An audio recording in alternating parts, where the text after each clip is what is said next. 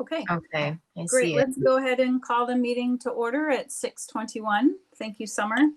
Okay, and we will start with roll call. Deb Willems. Present. Parisa Brown.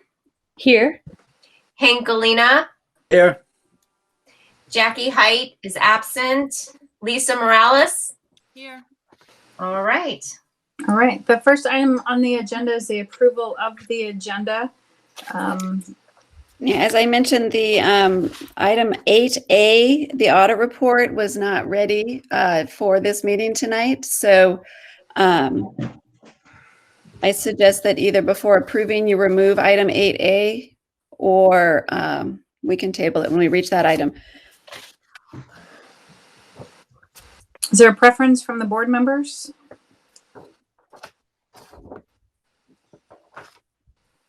I'll go ahead and move that we just strike 8A, and then it comes up on the next agenda.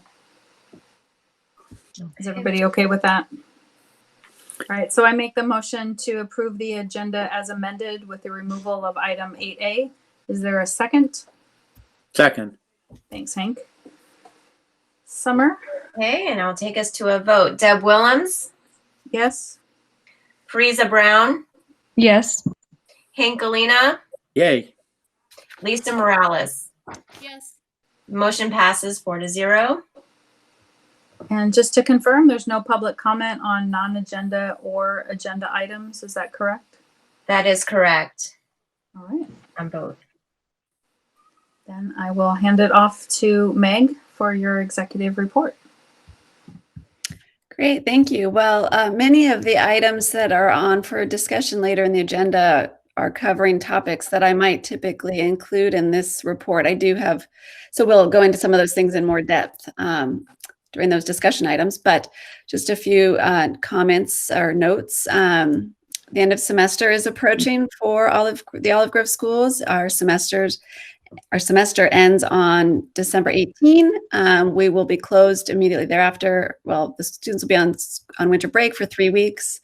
The district office is actually closed for 2 of those winter break weeks, December 23rd through January 5th. The students return to school for their second semester starting on January 11th. Enrollment, as I've mentioned in some of my updates to you along the way, we are opening enrollment for second semester. We intend to pretty much enroll enough students to bring us to capacity based on our current personnel space. So these students will be enrolled hopefully and get all their T's crossed and I's dotted and everything to be starting right on January 11th. I'm anticipating this will bring us to a total enrollment of approximately 599 students. We have had some personnel changes. A couple of teachers have left and a couple are still out for various reasons. So we're accommodating for all of that in these numbers. We are not hiring replacements at this point. Facilities, I just wanted to make you aware that the Buellton lease, the Buellton Buildings lease is coming up for renewal soon. So we are beginning a discussion internally of our space needs and planning for that. And I will bring more information about that back to the board in January. We are starting some conversations with some of our other landlords about some upcoming cash flow shortage situations that will be occurring that you'll hear more about on this later on this agenda. So I'll keep you posted on all of that as well. Just a couple of follow-up items from past meetings. When we approved the parent-student handbook in September, there was a question asked about why there was a whole page dedicated to ESSA, the Every Student Succeeds Act. What I've determined, or what I figured out, is that our MOU, which you actually approved the MOU addendum, I think in October it was, specifies that MOU with the State Board of Education specifies that the school will provide a copy of that ESSA information and the rights that parents and guardians have under that federal ESSA Act, the Every Student Succeed Act.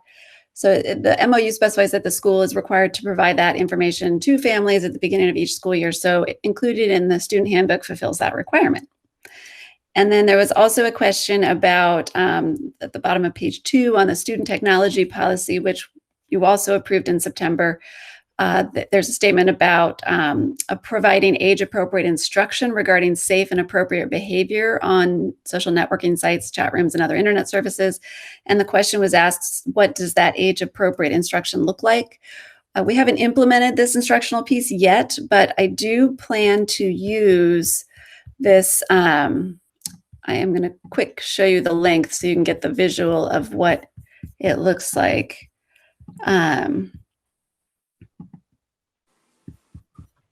Oh, geez, no, I can't find it. There it is. Okay, I have too many links open, too many tabs. It's through Common Sense Education, and it's a digital citizenship program that has all kinds of mostly video aspect that I think we would use in our setting, but it's got these free lessons. There's lesson plans, there's worksheets, and as it says, it's everything that you need to teach digital citizenship, and it's grouped by grade span, so you can go into the different grade spans and look at the curriculum. It's got a YouTube channel that links to all the videos on the different topics of digital citizenship. So that is my plan. Like I said, it has not been, it has not come to fruition in terms of implementation as of yet, but it will be in the works. And that is the conclusion of my report. Good. Any questions or anything I could elaborate upon? That's a lot of good information. I appreciate the follow-up. Thank you. Sure. I do not have a board report. Do any of the other members have anything they'd like to report on? All right, then financial reports.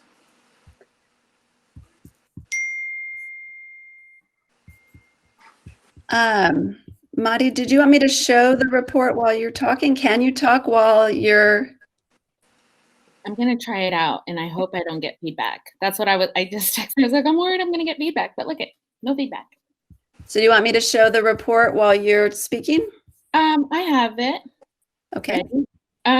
So what I wanted to ask the board prior was, since it is going to be a lengthy meeting, can I just go on and do October and do kind of like a side to side, but show you just October's report, or would you like September's and October's report separated and done by itself each month? Do you guys have a preference?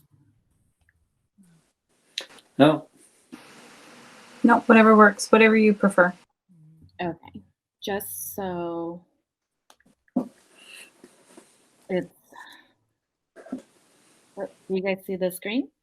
Yes. Okay, because I don't see it. Oh, interesting. I never share, so I never know how this works. Alrighty.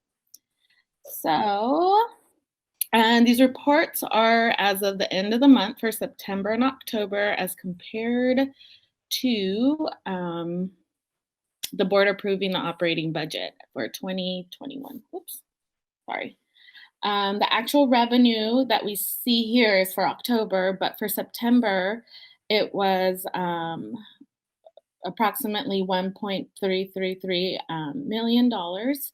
And for October here that you see, it is 1.930 million. Total personnel cost do you guys want to see September or hear September's, or just go straight to October's? It kind of confused, and I just want to give you guys the full report as you guys wish. I don't understand the question. Okay. Do you guys want me to give you September numbers as well as October's, or just do October's? I'm okay with just October where we're at now. I'm assuming there wasn't like this huge change. Yeah. It just kind of flowed naturally. So I'm okay with that. Okay, perfect. So the total personnel expenses, 1.564 million approximately. Total operational was 6.44 hundred. Total expenses were the $2.2 million. As of October 31st, taking the revenue less expenses of the school has an actual net deficit of approximately $278,000 that you see there. As of October 31st, OGCS has approximately $1.548 million in net assets. The school has roughly around $845,000 in current liabilities and no long-term liabilities.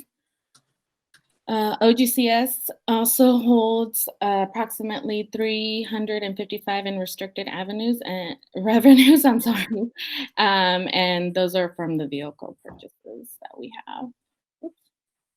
Oops. Sorry, and then the total liabilities and net assets as of October are approximately $1.48 million, with a net income loss of approximately $278,000.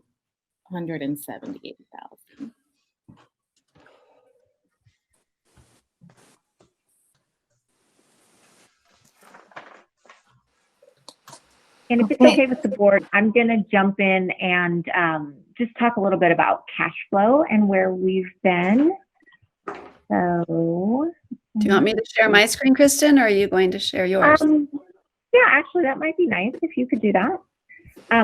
So what I wanted to just reinforce is the numbers that Mari just presented were year to date, through October, and that's our last close. It usually takes us about 2 weeks to close. So we'll end up closing November here within the next week. But in this year, and this will be a very recurring theme, as Meg already alluded to it somewhat in her executive report, we are going to discuss cash flow several times tonight. But specifically, I want to show us where we are so far. So if you look at this first column entitled July, you'll see that our cash balance at the end of that period was a little bit over $1 million. And then you look at August and our cash balance, about $813,000. September, $979,000. And then October, again, a little bit over $1 million. There are certain months throughout the year where we receive some of our revenues in sort of greater magnitude. And so there's some natural ebbs and flows that we're going to see.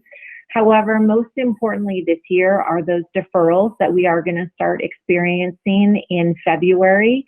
And so later on, when I give the presentation on our first interim budgets and what those cash flows are projected to be, and then Meg's going to do a presentation on some options we have to address some of those cash flow challenges. But as I promised last time, I will put cash flow in front of you every time. I want to make sure that we're as transparent as we can be and that we avoid any surprises whatsoever. So right now at the end of October, we have $1 million in cash, but across 4 locations, once those deferrals start to kick in, we definitely do see that cash position eroding.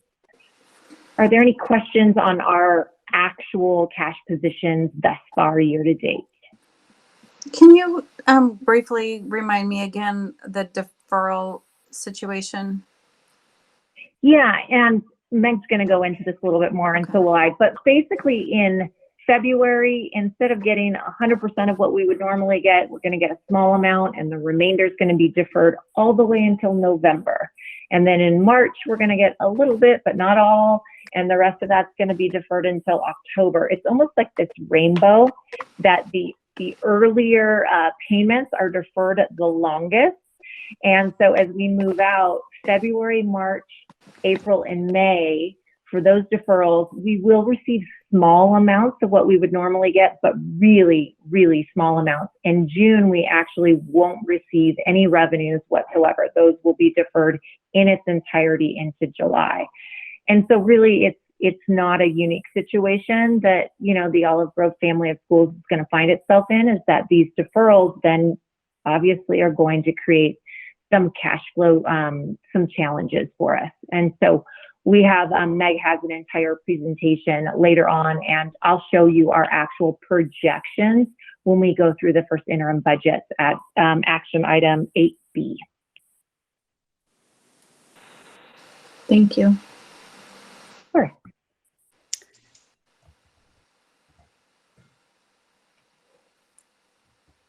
And that is it for financials at this point. Okay. Next on the agenda, of course.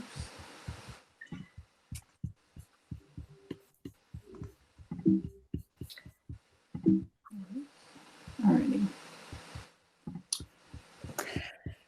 Meg? So we're on to the elementary program presentation, spearheaded by Lompoc Learning Center. You want me to go ahead and introduce those folks? Yes, please. Okay, well, we have on the line with us Kristen Morrison, who is the Center Director for Lompoc. And we also have one of our fabulous elementary teachers, Amber Mason, who is centered out of the Santa Maria, Orchid Santa Maria Learning Center. And they together are going to give you some information about our elementary program. Just a reminder or a statement that I understand in the past that the directors or some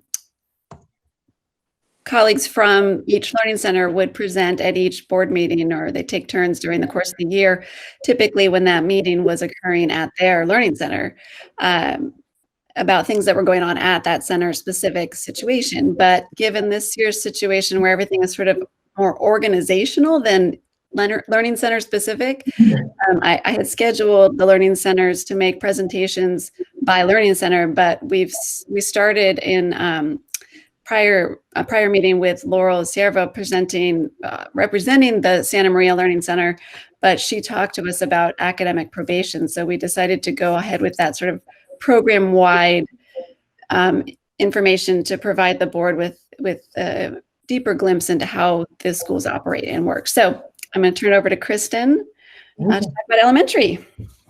Okay, hi. Once again, my name is Kristen Morrison, and I'm the director in Lompoc. This is my second year in that position. However, I have been with Olive Grove since 2003.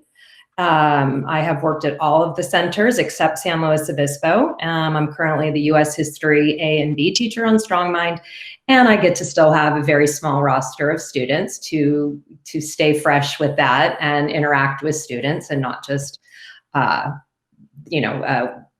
look out over my advisors at Lompoc. So I'm actually a credentialed single subject credential person. So to be discussing the elementary is a little out of my wheelhouse. However, I did bring someone in the trenches who will speak in a little bit, but I just have some basic things that I wanted to present to you. So while my longevity at the school does not make me an expert, it has made me witness to just the sweeping changes and maybe some of the smaller changes that have happened at Olive Grove over the years. And we have gone from, of course, the days back in 2003, from using packets and textbooks to embracing online learning. And we've gone through a multitude of online experiences from, oh gosh, I had to write them down because I had to really go back and think about it, but A+ and Grad Point and Odyssey and Cyber High, to name a few. And now that we're firmly into our third year of StrongMind, that's great. But I think that as a board, you hear mostly about our high school students and those programs, intervention programs, StrongMind, and rightfully so, because traditionally, I would say StrongMind has been, more heavy on the high school student. However, in the last couple of years, I have really seen an increase at Lompoc, but across the sites, an increase in elementary education students. And what we see is that really the curriculum has really stayed the same. We've had textbooks, papers flying everywhere, lots of grading for these elementary specialists, and we really haven't moved into any online learning or new experiences. So last year, a teacher at Lompoc, Sophia Maurice, who's the lead teacher for our elementary teachers, spearheaded and launched this new program called Edgenuity. and experimented with one family, a family that had 3 students in our program. This program is for TK through 5th grade. These, you know, it needs to be said that this family were, you know, 100% involved. They are homeschool online family. And so it was easy to work with them and get their take on this new program. So what I have, because Sophia couldn't be with us, and I'm going to pass it to Amber in just a minute so she can give you some firsthand experiences that what she hears from her families and students, is that I'm going to read just a couple things that Sophia asked me to present. First of all, our program has about 63 students currently using this Ingenuity program. We have 5 elementary educational specialists throughout the sites. And here was some of the response that Sophia wanted me to let you know about. Parents and students both prefer this Edgenuity program over textbooks. Feedback from the parents has been positive. They say Edgenuity program has a good mixture of learning activities that reach students and their different ways of learning. The curriculum is challenging the students, and they like that they are being challenged. Feedback from students is also positive. They enjoy the program and like the videos and the games that are included in the program, and they like the variety of activities. Some of the aspects of the curriculum that parents like are the writing activities and the novel assignments.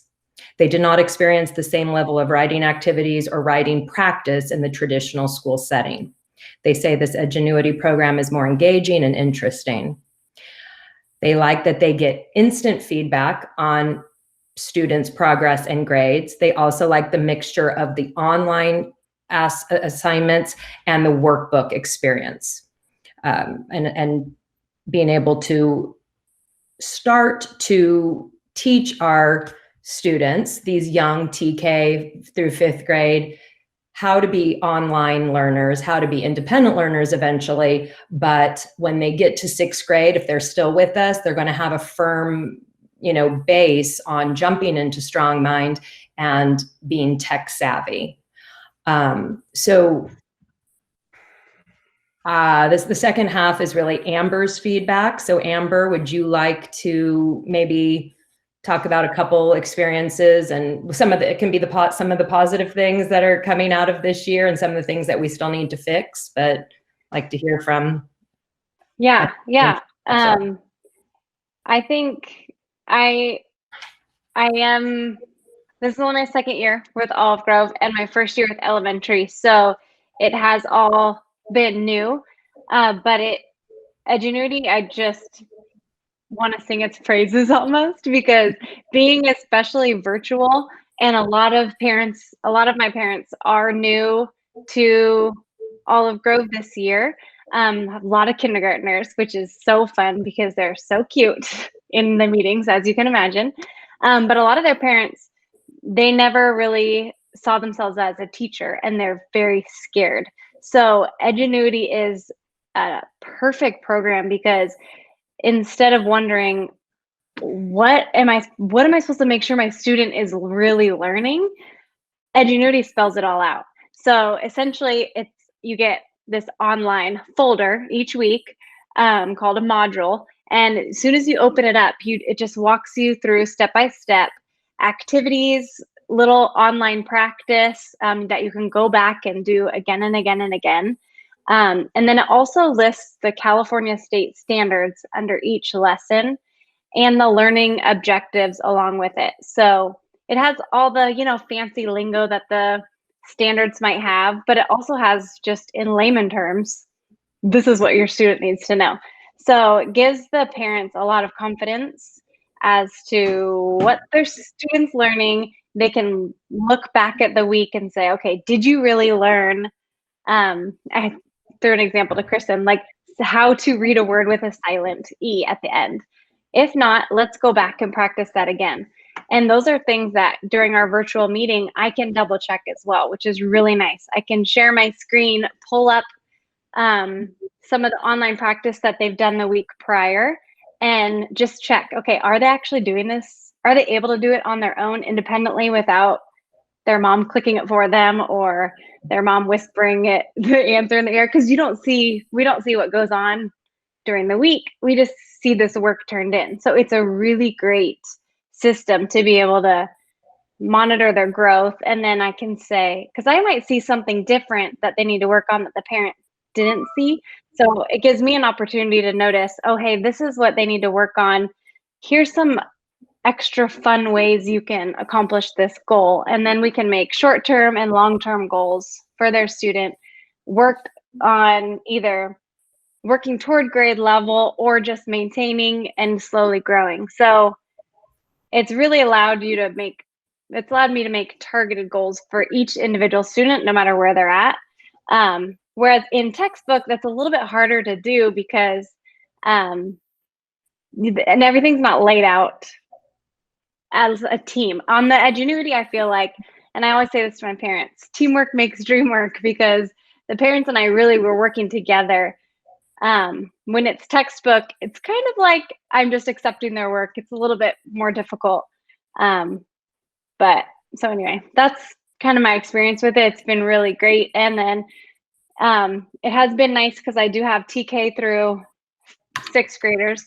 So even talking to my 5th graders about Strong Mind and what it's going to be like the next year has been really nice. So I think it really moves them toward that goal of big kid, high school, middle school, Strong Mind. So it's been really great. Sorry, that was a lot of talking. Well, it's still a work in progress. We only used English, social studies, and math this year, and the science was still out of the textbook, and it was such an eye-opener to see that we really need to also go to science, because it's going to just make the ease of grading and that instant feedback. And especially in COVID, there's people still shoving papers through the door, and Sophia's still having to go to the site and pick things up, and it's just going to really streamline things for next semester. So that would be a change. And really, as the director, having to sit in academic probation meetings and just seeing how students are doing through the year, we've only had to dismiss one elementary school student after, many weeks of working with them and unfortunately working the steps of probation, and really seeing that this program was not best for them, and the parents really could not, be successful teachers at home, that we were able to get that student back into an appropriate setting. So to only have one and the rest really thriving in this program, I think says something also. And that's only at the Lompoc site. I don't have the statistics on the other ones. But anyway, I hope that wasn't too long. And thank you for letting us present tonight. And now you can see who the Lompoc Learning Center director is. Well, it's very nice to see your faces. Thank you very much. And please never apologize for going too long when you get to talk about something with so much passion and excitement. I think that's everyone's goal in life, is to find an occupation that you can, be that happy and excited about. So congratulations, Amber. I can see where you're certainly a great asset to our learning program. And I just want to jump in and interrupt really fast. I want to say thank you very much to both of you for presenting, but I also want to just highlight one thing that neither mentioned was some of the other activities. Like Amber herself leads an art class for our elementary students. So she groups them by age. What is it, K2, 3, 5, and I do story time for K through 3rd, and then art for 4th through 6th. So she gets online and she does an art lesson with the students once a week, and then the story time you do once a week also online. And so she's reading stories. And I know some of the other teachers, the other elementary teachers, also do some story time, I think. And so it's fun to be able to do some of these almost more extracurricular activities, but they get the kids together. And obviously she's got a really infectious energy. So it's neat to see her work with the kids. May I ask a question? Amber, do I know you? I don't know. You look very familiar. I'm sorry. Oh, that's funny. I'm not sure. I may just have one of those faces. I don't know. Where did you This do is- your training? Say that again. Where did you get your degree? Oh, I got my degree at Alliant International University online. So it wasn't there, but it could just be around town. I don't know. I know, because you remind me of a student teacher I had at Cal Oh, thing. Okay, and funny. and a great job you're doing down there at the school. I'm really, really very impressed with it. Thank you. Oh, thank you so much. Thank you, Amber. Anything that you need from the board or anything that the board should be aware of to help you with your continued success? Are you asking me? Anyone, Oh, either one.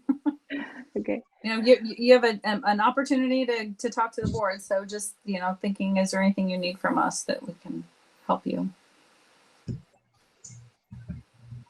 No? Okay. I that's feel, good. very supported and like I don't need anything. So thank you very much for all that you guys do. Really appreciate it. You bet. Well, I think if there are no more questions, I will tell Kristen and Amber that they're welcome to log off. You're welcome to stay if you wish, of course, but not you, Kristen. That Kristen, the other. Sorry. Don't worry, I'm not going anywhere. Thank you very for much. being here. All right. Thank you. Bye. And if you're ready, Yeah. let's go ahead and introduce Tom now, or reintroduce.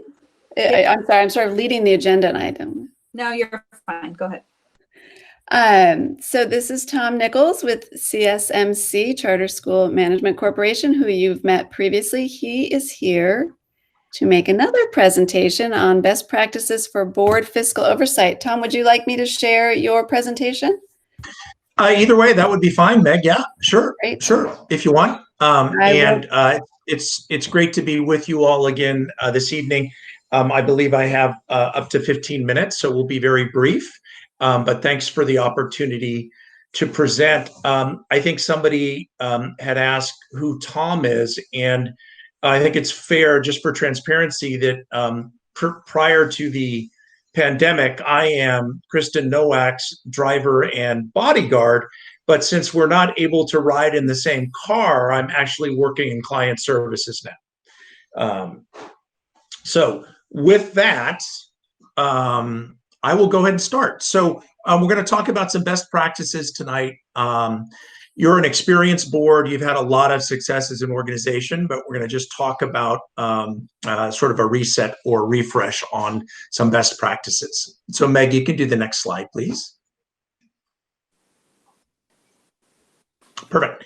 So again, you're an experienced board, but when we talk about board responsibilities, we talk about fiduciary responsibility. And what that really means is, as a board, you're responsible for monitoring of academic progress, of financial and organizational health, and compliance. Needless to say, governing boards throughout the state of California and charter schools have come under a lot of sort of political pressure and scrutiny over the last couple of years. Next slide, please. Thanks. So in terms of an overview on what your role is as governing board members, understanding your legal and fiduciary responsibility. Again, we talked about monitoring health and safety. Ensuring the long-term viability of Olive Grove. So what does that mean in terms of working with your authorizer, charter amendments and changes? And again, monitoring school compliance with the authorizer. We're going to talk a little bit about next steps on the fiscal response plan that you were all part of a couple months ago.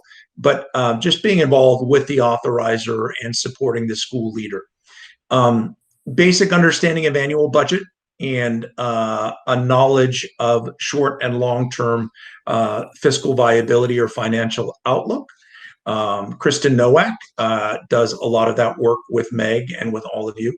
understanding the organization's long-range goals and annual objectives and goals, and then again using data to inform school decisions, not just student achievement data, but all sources of data. And as a best practice, and it's one I think you've already adopted, we really recommend for governing boards that on every regular board meeting agenda, you do talk about some element of student achievement or the instructional program. And of course, you do, as a routine, review monthly or periodic financials. Next slide. So what's really important to make these meetings very, very efficient is how they are planned and organized. And essentially the process looks like school management, school leadership is really responsible for meeting the board's expectations. And that happens through a collaborative planning process. And the two parts to that are really that the board members clarify their expectations for the school leader. And those expectations need to be reasonable and need to also make sure that they're viable and they promote an efficient flow of information to the board. We've seen many, many examples in working with many, many boards where boards try to put too much on the agenda, which really is a recipe for an ineffective or non-productive board meeting. It seems like you have a really good synergy with Meg and your school leadership, but that's very important to continue in terms of meeting expectations. Obviously, it's important that the school leader communicate to the board on key issues in a timely manner.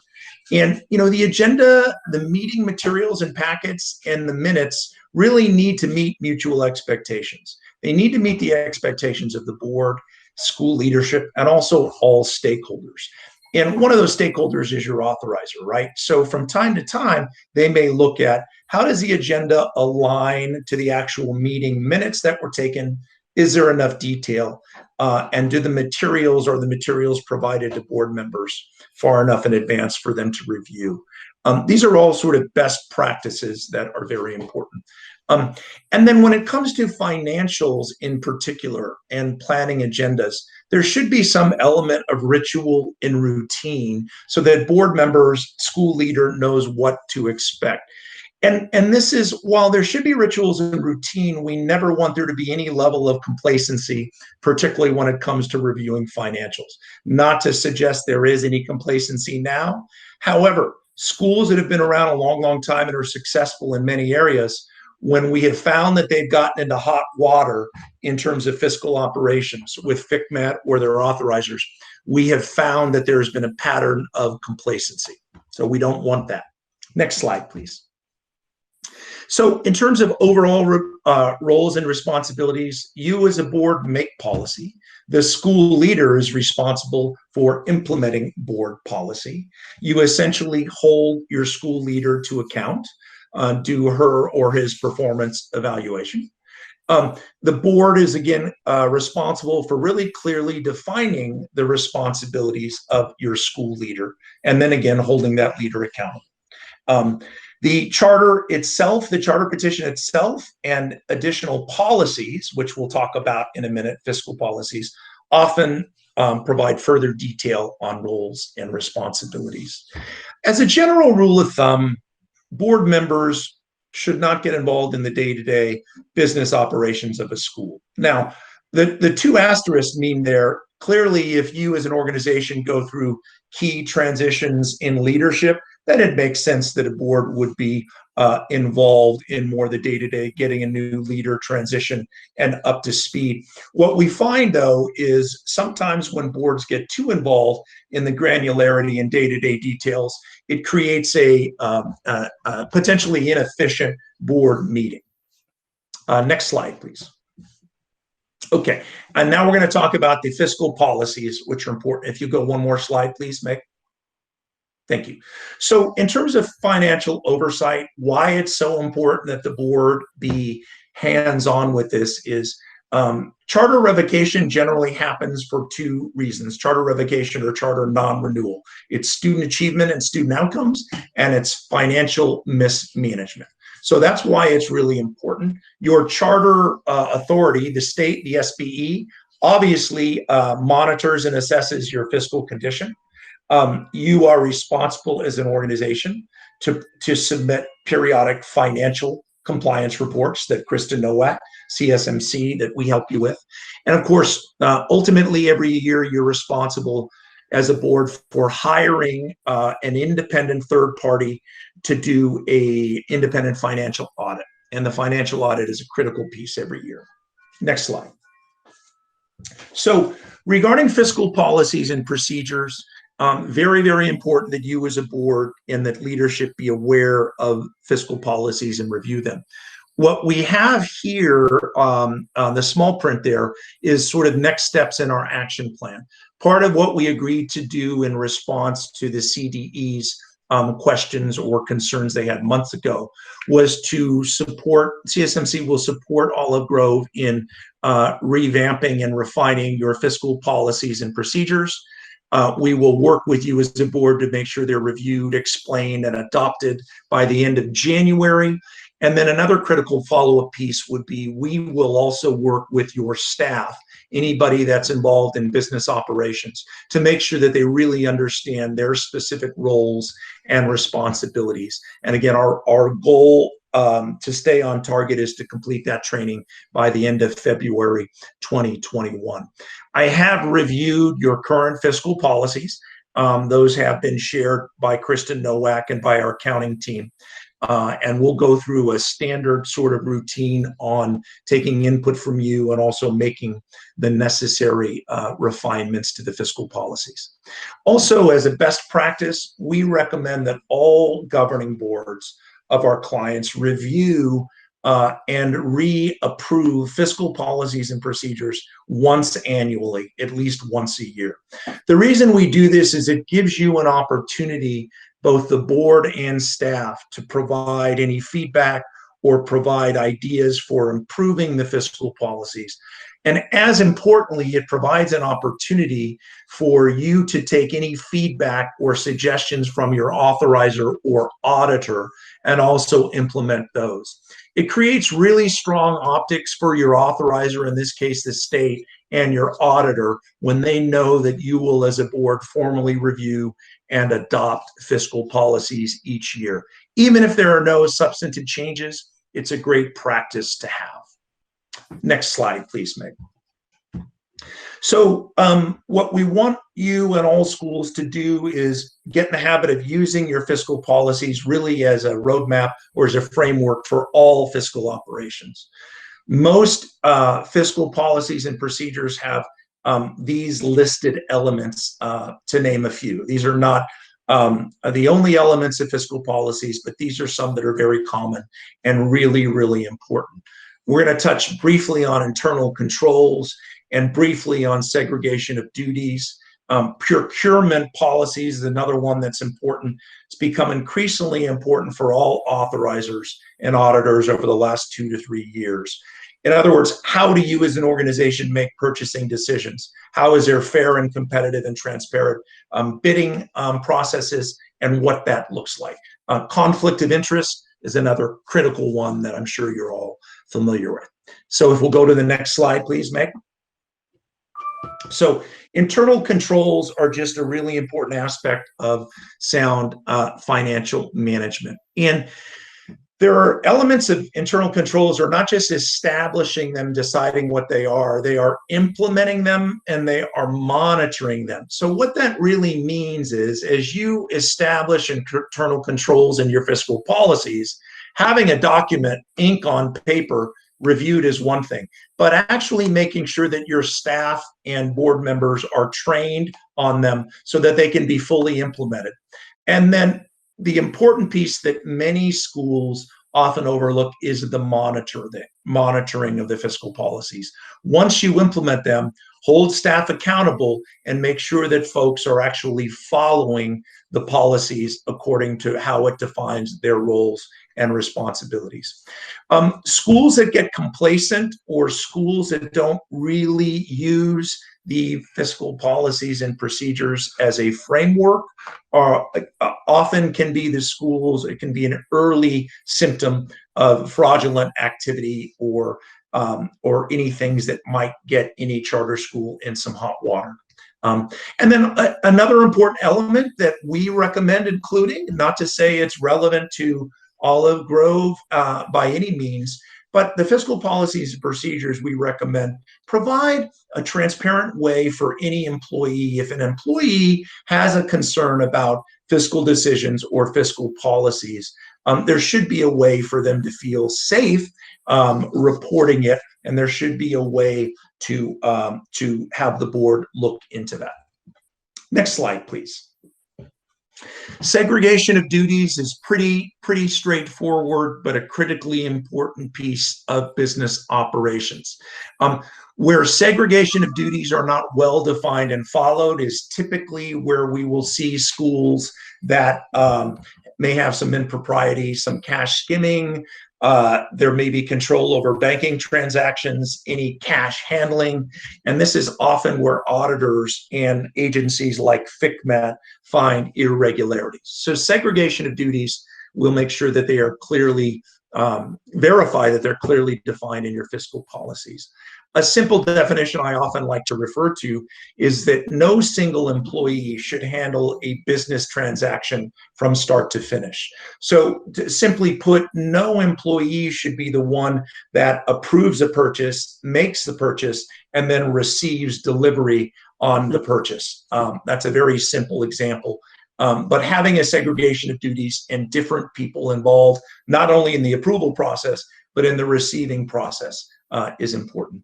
And fundraising and cash handling is another area that it's worth having very clear segregation of duties. So there's never just a single person that is ultimately responsible for raising monies for handling cash. Next slide, please. So the budget development process.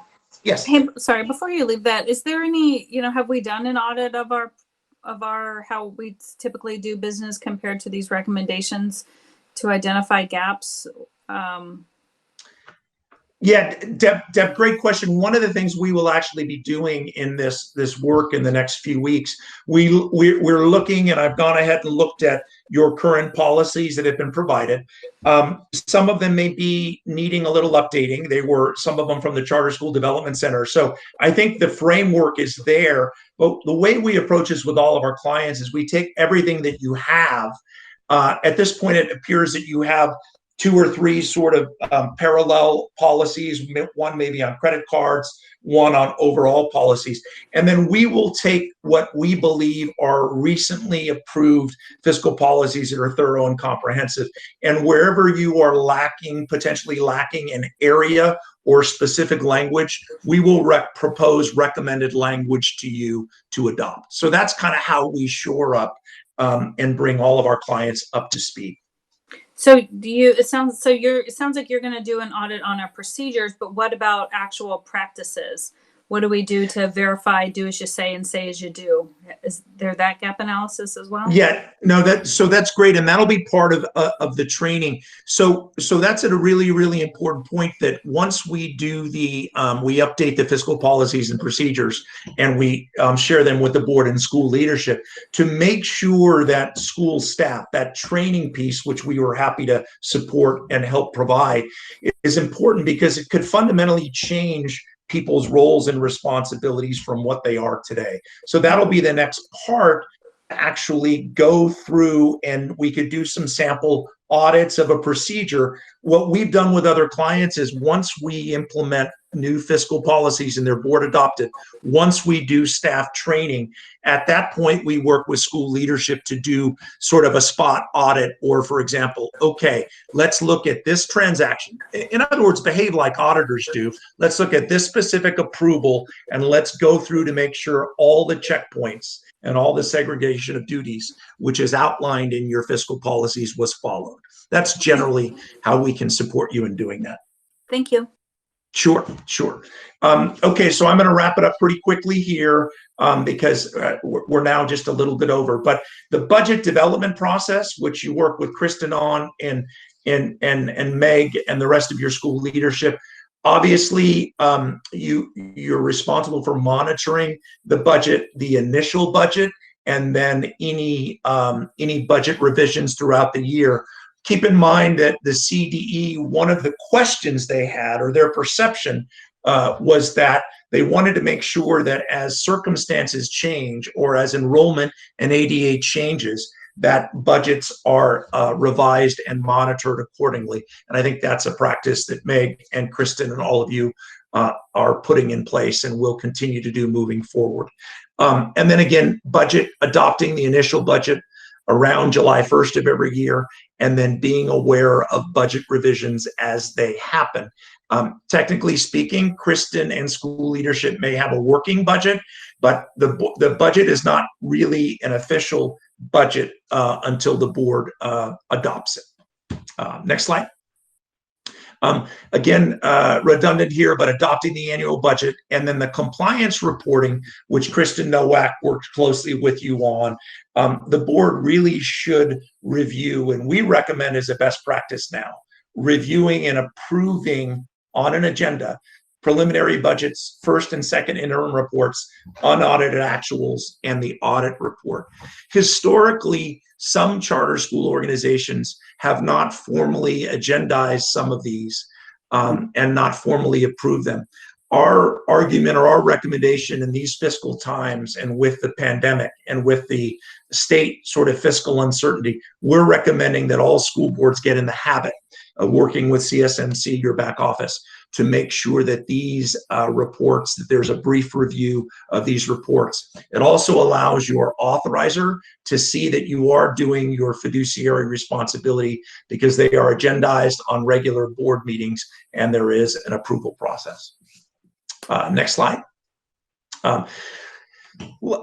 Lastly, this is the last slide, would be the independent audit that I mentioned before. So the financial audit is, for lack of a better word, the holy grail. It is the highest sort of official report or review of Olive Grove's financial operations, not only your fiscal plan, your balance sheet, but are you following financial procedures? So it's very, very important that the board be aware and review any findings in an audit draft prior to the final audit report.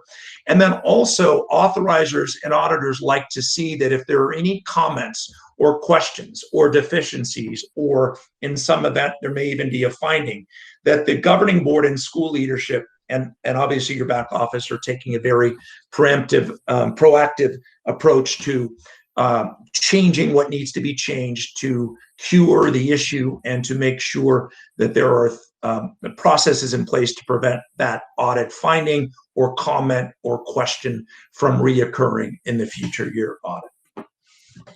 So that concludes the content, and I want to be respectful of everybody's time, but certainly happy to circle back at any point with the board as the board sees fit, provide any more clarity or explanation of any of this. And I will be working with Kristen Nowak and of course Meg on next steps for review of your fiscal policies. And I look forward to being with you all again. Simple request. Can we get a copy of your presentation, your slides? I will put it in the Absolutely. board packet. Yeah, he sent it to me just before the meeting, and I will email it to you or put it in the board packet, whichever. I'll do both. Good, thank you. Always. Thanks. Thanks, Mike. Good presentation, appreciate it. Of course. Happy to be with you all. Thank you for the opportunity. Thank you.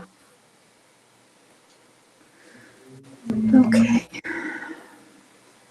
Any other thoughts from the rest of the board before we move on to the next item? Okay, so the next item is approval of the consent agenda, which is basically the board meeting minutes from last meeting, which was October 15th. So I make a motion to approve the consent agenda. Is there a second? I'll second it. Thanks, Hank. Okay. Summer. All right. Deb Willems, Aye. Frieza Brown, Aye. Hank Galena, Aye. Lisa Morales. Aye. Motion passes 4-0. Thank you very much. So moving on to the action items. So moving down to B, remembering that A was taken off the agenda for today. So approving the first interim reports. Meg, do you have I'm going to turn the floor over to one of Tom's colleagues, Kristen, who you heard mentioned several times and you've seen for the one, the only Kristen Noack.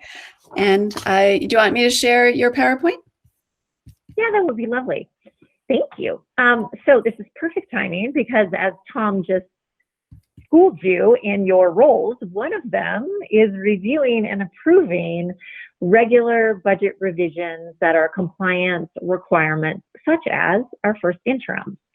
So what we have in the board agenda, and Meg, I just have to tell you, like the organizational geek in me loves your agenda because it's like linked to all the documents. I don't know, I'm a dork, but I love that. So in the actual agenda, you will see these individual reports, one for each location. They're a little bit of an eye chart, and what they basically are asking us to provide is what was our original budget that we submitted, what revisions have we had, and then what's sort of our first interim position, our cash positions, a multi, like just a lot of different information. So what I find the easiest to do with my boards is to put together a PowerPoint presentation that reviews each of these budget positions, one per school. So they will correspond to the actual submission documents that, like I said, can be a little bit of an eye chart. But what I like about the budget model that Meg and Mari and I use as a working template is it allows for us to put in there some explanations. So when you see some variances between the last budget that we approved, you'll see some writing there that will explain the large items that are sort of driving those variances. And I find that that is a little bit more valuable instead of saying, here's a budget in this kind of, complicated template, approve it. It's sort of like approving something in a vacuum. And I don't think that that's an easy thing to do because it takes a big leap of faith. And I like to give you something that you've seen before to tie back to so that you know how we're tracking against what we last sort of approved and reviewed together. So with that said, these budget revisions do have our actual activity and actual expenditures and revenues through October, just like Mari shared with us earlier. So these incorporate those actuals, and then we make adjustments as we need to, releasing some budget if we're not using it in certain areas, or adding to if we're really starting to exhaust those dollars. So Meg and Mari, in advance, I'd like to say thank you for all of your participation in creating these budget revisions. This is a process, it's a cycle. This is the first interim. We will have a second. So you'll hear from me again in a few months, and then we'll take a look at where we end the year as well. So really this is an ongoing cycle. So with that, if we can go to the next slide. I wanted to highlight, and I know we looked at this slide last time around. And Hank, I meant to change the color of the arrows. I'm so sorry. You told me yellow was hard to see. I didn't even change this slide. So as you know, no change has happened to our average daily attendance.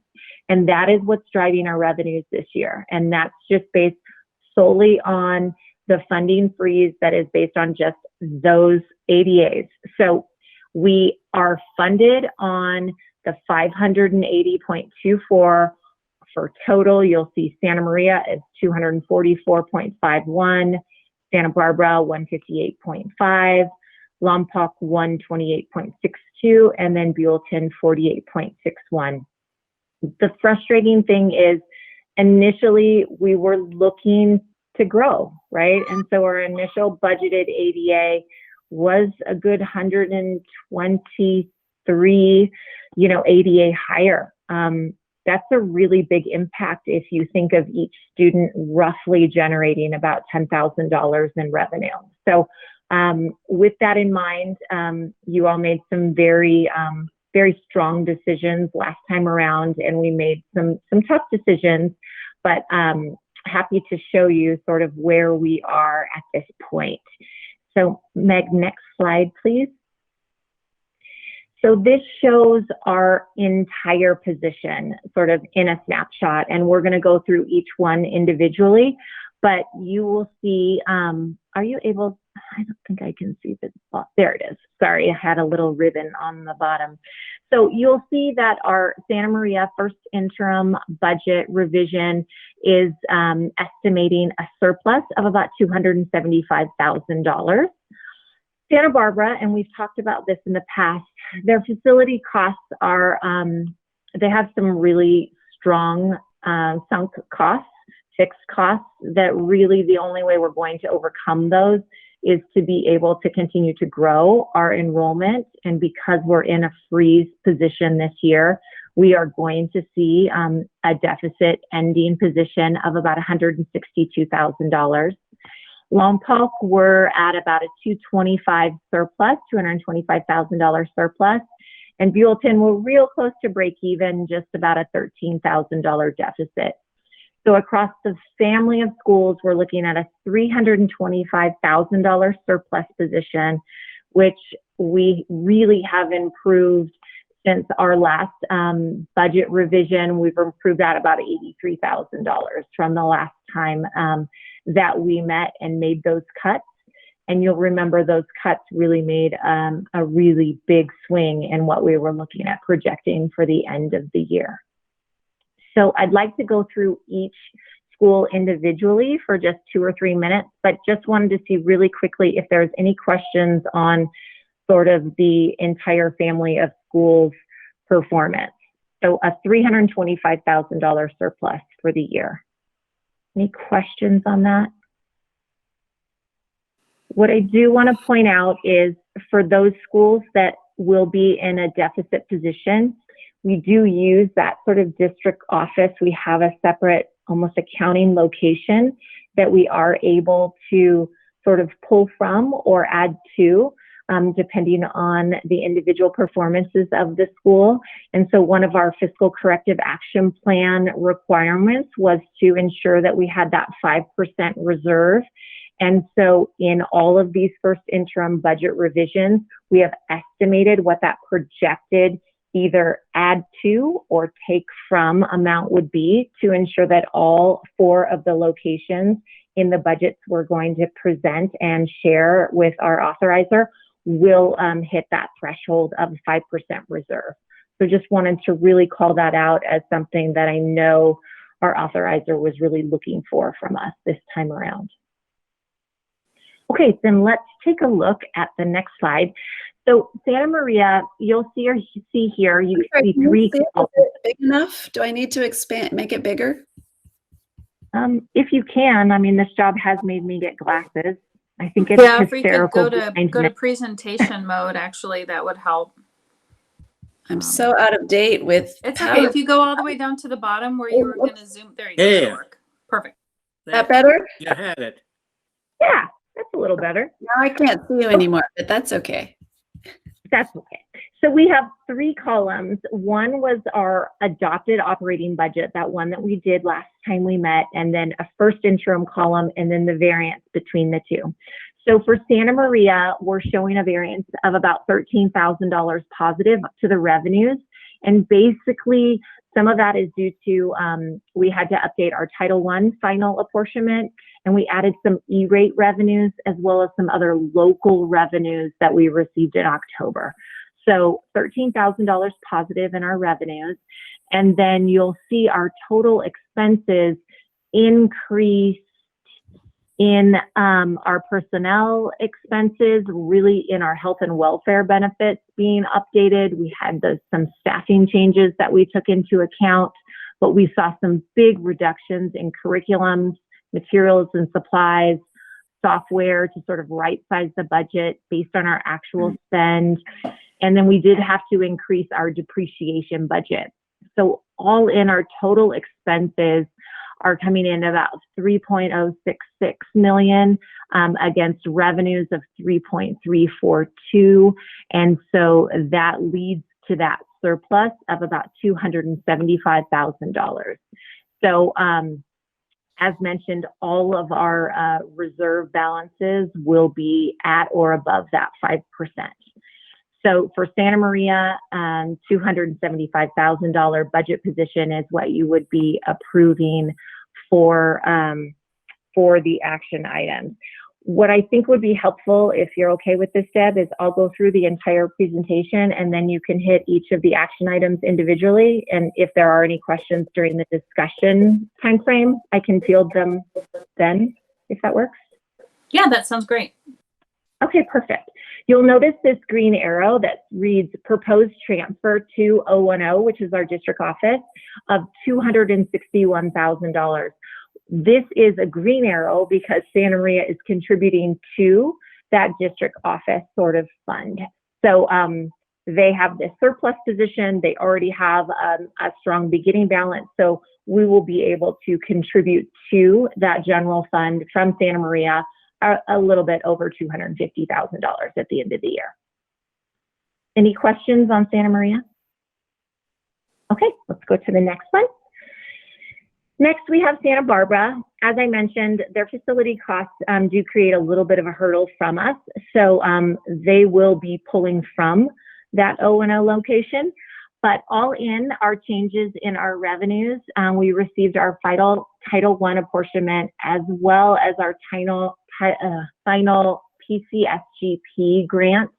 And basically that is a reimbursement grant. And so we reduced our revenues to equal our actual expenditures that we were able to capture with allowable expenses for the year. So that is final. And then we moved our CARES Act funds that we received and added some prior year state revenues, as well as some E-rate revenues and other local revenues that we received. So all in, our revenues went down a little bit shy of $30,000, but we also cut expenses about $88,000 from some staffing changes, some decreased equipment and software budgets, increase in utilities, and increase in our depreciation budget. So our previous operating budget showed a deficit position of $221,000. We're now projecting a deficit of $162,000, which is really almost a $60,000 improvement. So all in, we will be reporting a first interim budget position that is a deficit for Santa Barbara of $162,436. We would propose a transfer in of about $186,000 at the end of the year to maintain that reserve requirement. So that's why the arrow is red on this slide. Any questions on Santa Barbara? Okay, moving to the next one. Next is Lompoc. They have a green arrow, which means they're awesome and they're contributing. So the difference between last operating budget and our first interim, we have about a $41,000 reduction in revenue. It's mainly driven by, again, our PCSGP final reconciliation. Again, it's a reimbursement grant. So either we had allowable expenses and could submit for reimbursement, or we could not. And so we reduced those revenues to equal the amount of allowable expenditures that we incurred. And we added some E-rate revenue and some local revenue that we received in October.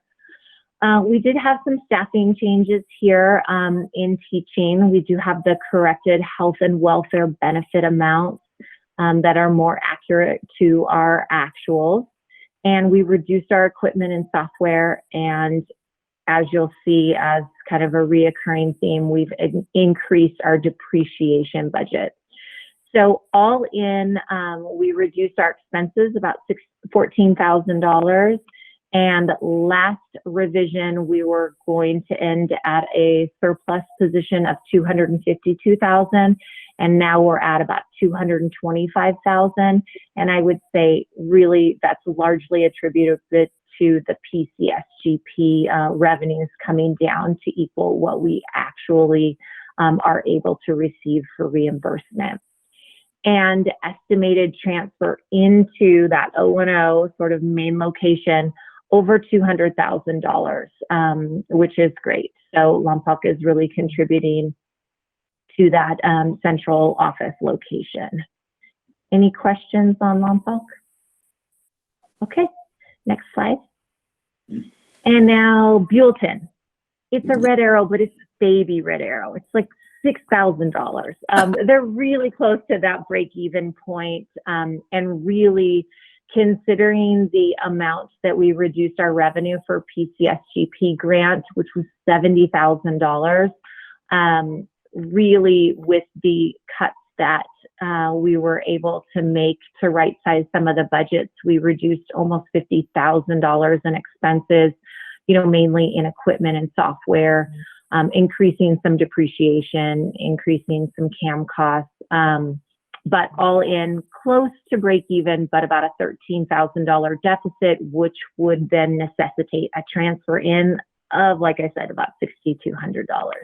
So it's a red arrow, but it should be a baby red arrow. Any questions on Buellton?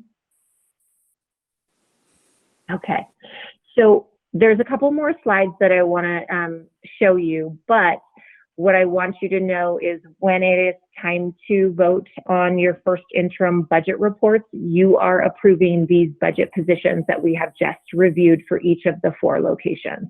So I just want to make sure that's super clear. So if we can go to the next slide. So cash flow. I have updated. If you'll see at the very bottom where you can see those 4 words that say actual, they tie to the actual numbers that Mari was presenting earlier. Like we said, through October, our cash balance is just a little bit over $1 million. And you'll see green is my favorite color, and we hit a color that is appropriate for Christmas time, but not my favorite. We hit that red really April, May, June starts to get a little bit low. Really in March, we dip, in the $300,000 range, which if you think about operating 4 schools and payroll, that's a little bit lower than we might like. And so Meg has an entire information presentation a little bit later on in the agenda, but just want to let you know some financing options are being explored. We have one that we can move on fairly quickly. So we do have some mechanisms in place at some pretty reasonable cost of capital that, like I said, Meg will go into further, but I want to let the board know very clearly, based on our projections right now, we will have a cash shortage in the spring due to these deferrals. And so it's not a, we will. Okay, and so we are going to need to make a decision probably at the January board meeting. We thought it would be best to give some information now so that everyone can digest it a little bit and come prepared to ask questions next time around. But we will need to make a decision so that we have a mechanism in place to pull the trigger so that we don't have any interruption in our operations, in our payroll processing and things like that. So I just want to be really, really transparent. And it's not unique to you. I have a lot of clients, and unfortunately, this is a very, very familiar picture that I'm seeing across really almost every charter school. Unless they have millions and millions of dollars in reserve, everyone's hitting that cash crunch in the spring because of the deferral. So, any questions on that? Again, Meg, I'm a graphics person, and I was just wondering if we could have a copy of your presentation. I'm really impressed with the details and so forth, and the work that's gone into it. At the same time, as I say, I'm a pretty graphics person, visual person. If we could have a copy, is it possible to have copies of what you presented? Yes, this one is actually linked to your agenda, but I will email everything to you, Hank, so maybe it's easier. It's in that board. So I'll email everything to you afterwards. That Thank you. graphics will. I was impressed with what's going on and how the funding is put together and the presentation to the board and the details and so forth. Somebody has been doing a lot of work. I know, but I forgot about the yellow arrows. I'm gonna switch it. Hang on. I'm gonna make myself a to-do. As soon as I saw it, I said, "Darn it!" I will make a note of that. Yeah, you mark me down if I put yellow arrows on another presentation. I'm gonna fix it today. Well, you can have the yellow arrows with the black writing. There you go. That's what I'm gonna do. Okay, so I will turn it back to you, Deb, and then if once there's a motion on the floor, if there are any questions during discussion, I'm more than happy to field any. Okay, so yeah, I think so I'll go ahead and make the motion to approve the first interim reports for each of the Olive Grove charter schools. So that's item B, and then 1 through 4 for Buellton, Lompoc, Orchid San Maria, and Santa Barbara. Is there a second? I'll second. Is there any discussion on the motion? Any questions about what was presented? No. Okay, then Summer will do a vote. All right. Deb Willems, Aye. Parisa Brown, Aye. Hank Galena, Aye. and Lisa Morales. Aye. All right. Motion passes 4-0. Okay. Then the next agenda item is C, adopting the budget overviews for parents for each of the charter schools. So I do have just a brief background information about this. California Education Code requires us to develop the budget overview for parents in conjunction with the LCAP by July 1 of each year. However, given this year being so odd in every way, Senate Bill 98 changed the adoption date for this budget overview for parents for this current school year. So now local governing boards for the 2021 school years are required to adopt and submit the budget overview for parents on or before December 15 in conjunction with our first interim budget report.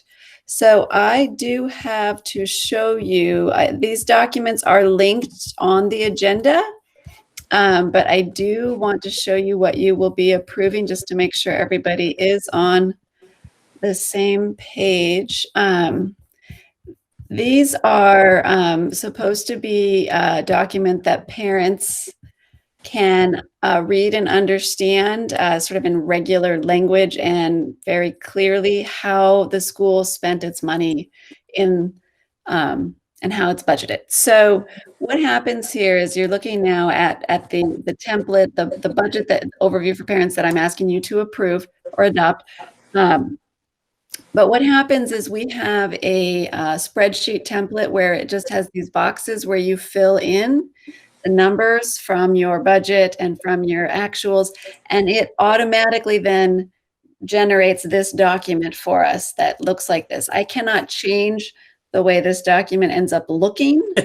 I put the inputs in and then it does all of what it's going to do. And I say that because I noticed some of them, these little pies get awfully mushed up and you can't interesting.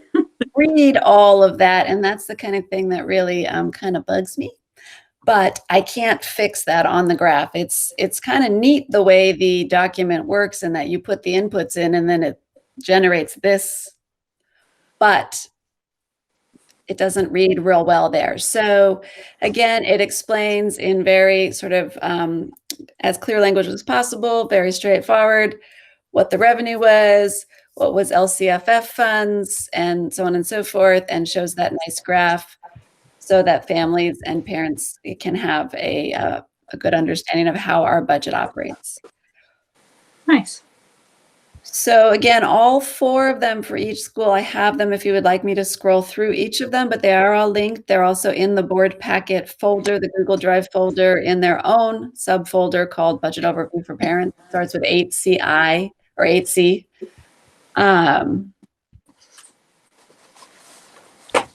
So I think they're pretty straightforward, and we have a copy of them. So is there anyone who needs her to flip through them? Or are you okay? I'm good. Okay. That being said, I'll go ahead and make the motion to adopt the budget overviews for parents for each of the Olive Grove charter schools, 1 through 4 on the agenda for Buellton, Lompoc, Orchid, and Santa Barbara. Second. I'll second. Thank you, Lisa. Any discussion or questions? Hand it over to you, Summer. All right. Let's go for a vote. Deb Willems, Aye. Parisa Brown, Aye. Hank Galena, Aye. and Lisa Morales. Aye. Okay, motion passes 4-0. Alrighty. The next agenda item, I'll go ahead and make the motion to approve the El Dorado Charter SELPA revised participation agreements for each. Deb, we got to do 8D. Sorry. Oh, did I miss one? Sorry. Thank you for keeping me my letters straight. See, I need to go back to elementary school to find my alphabet. All right. Approve the school plans for student achievements, the SPSA for each of the Olive Grove schools on the agenda item 1 through 4 for Buellton, Lompoc, Orchid, Santa Maria. I make the motion as described. Is there a second?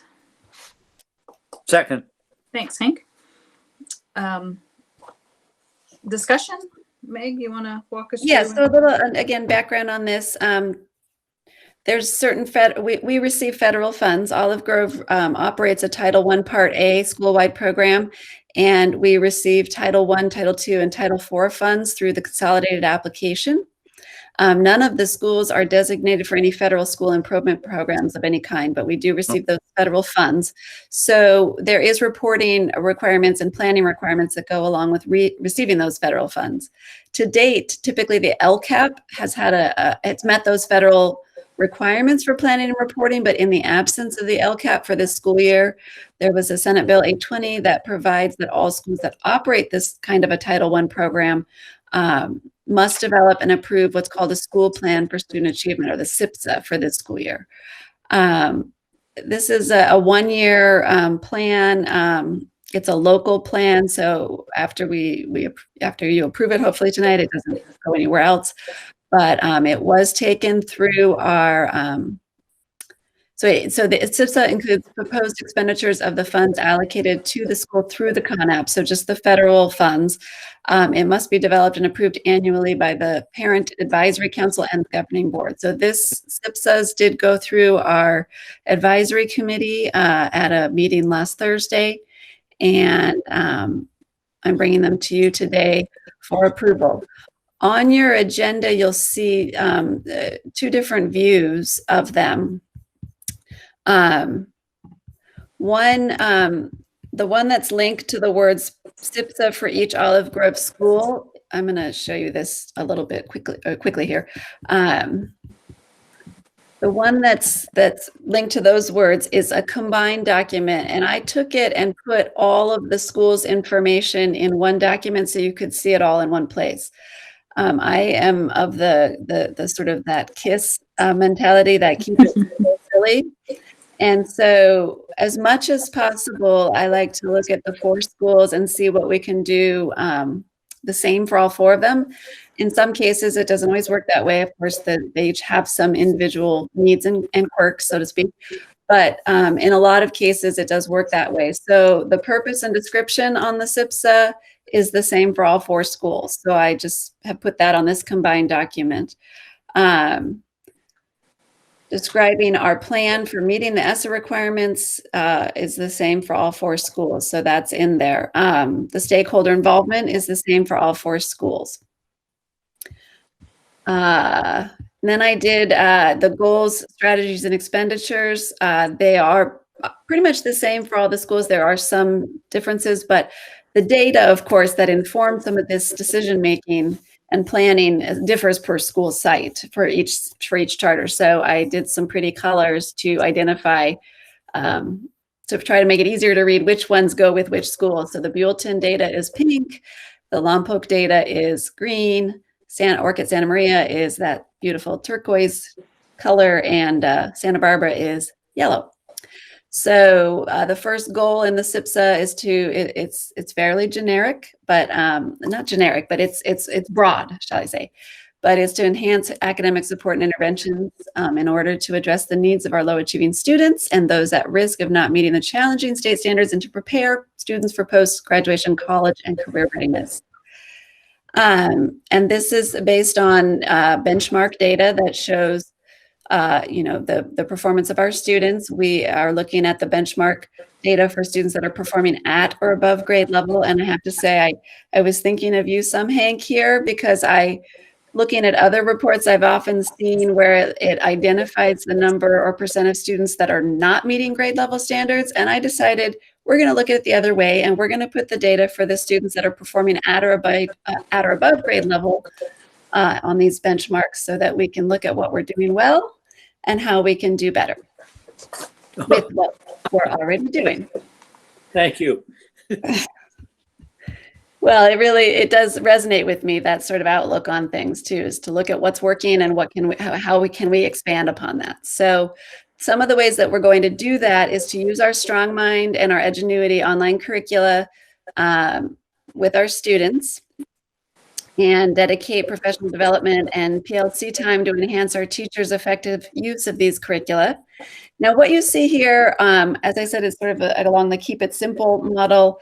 I am only showing you in the SIPSA what federal funds are allocated to use for these expenditures, for these strategies and goals.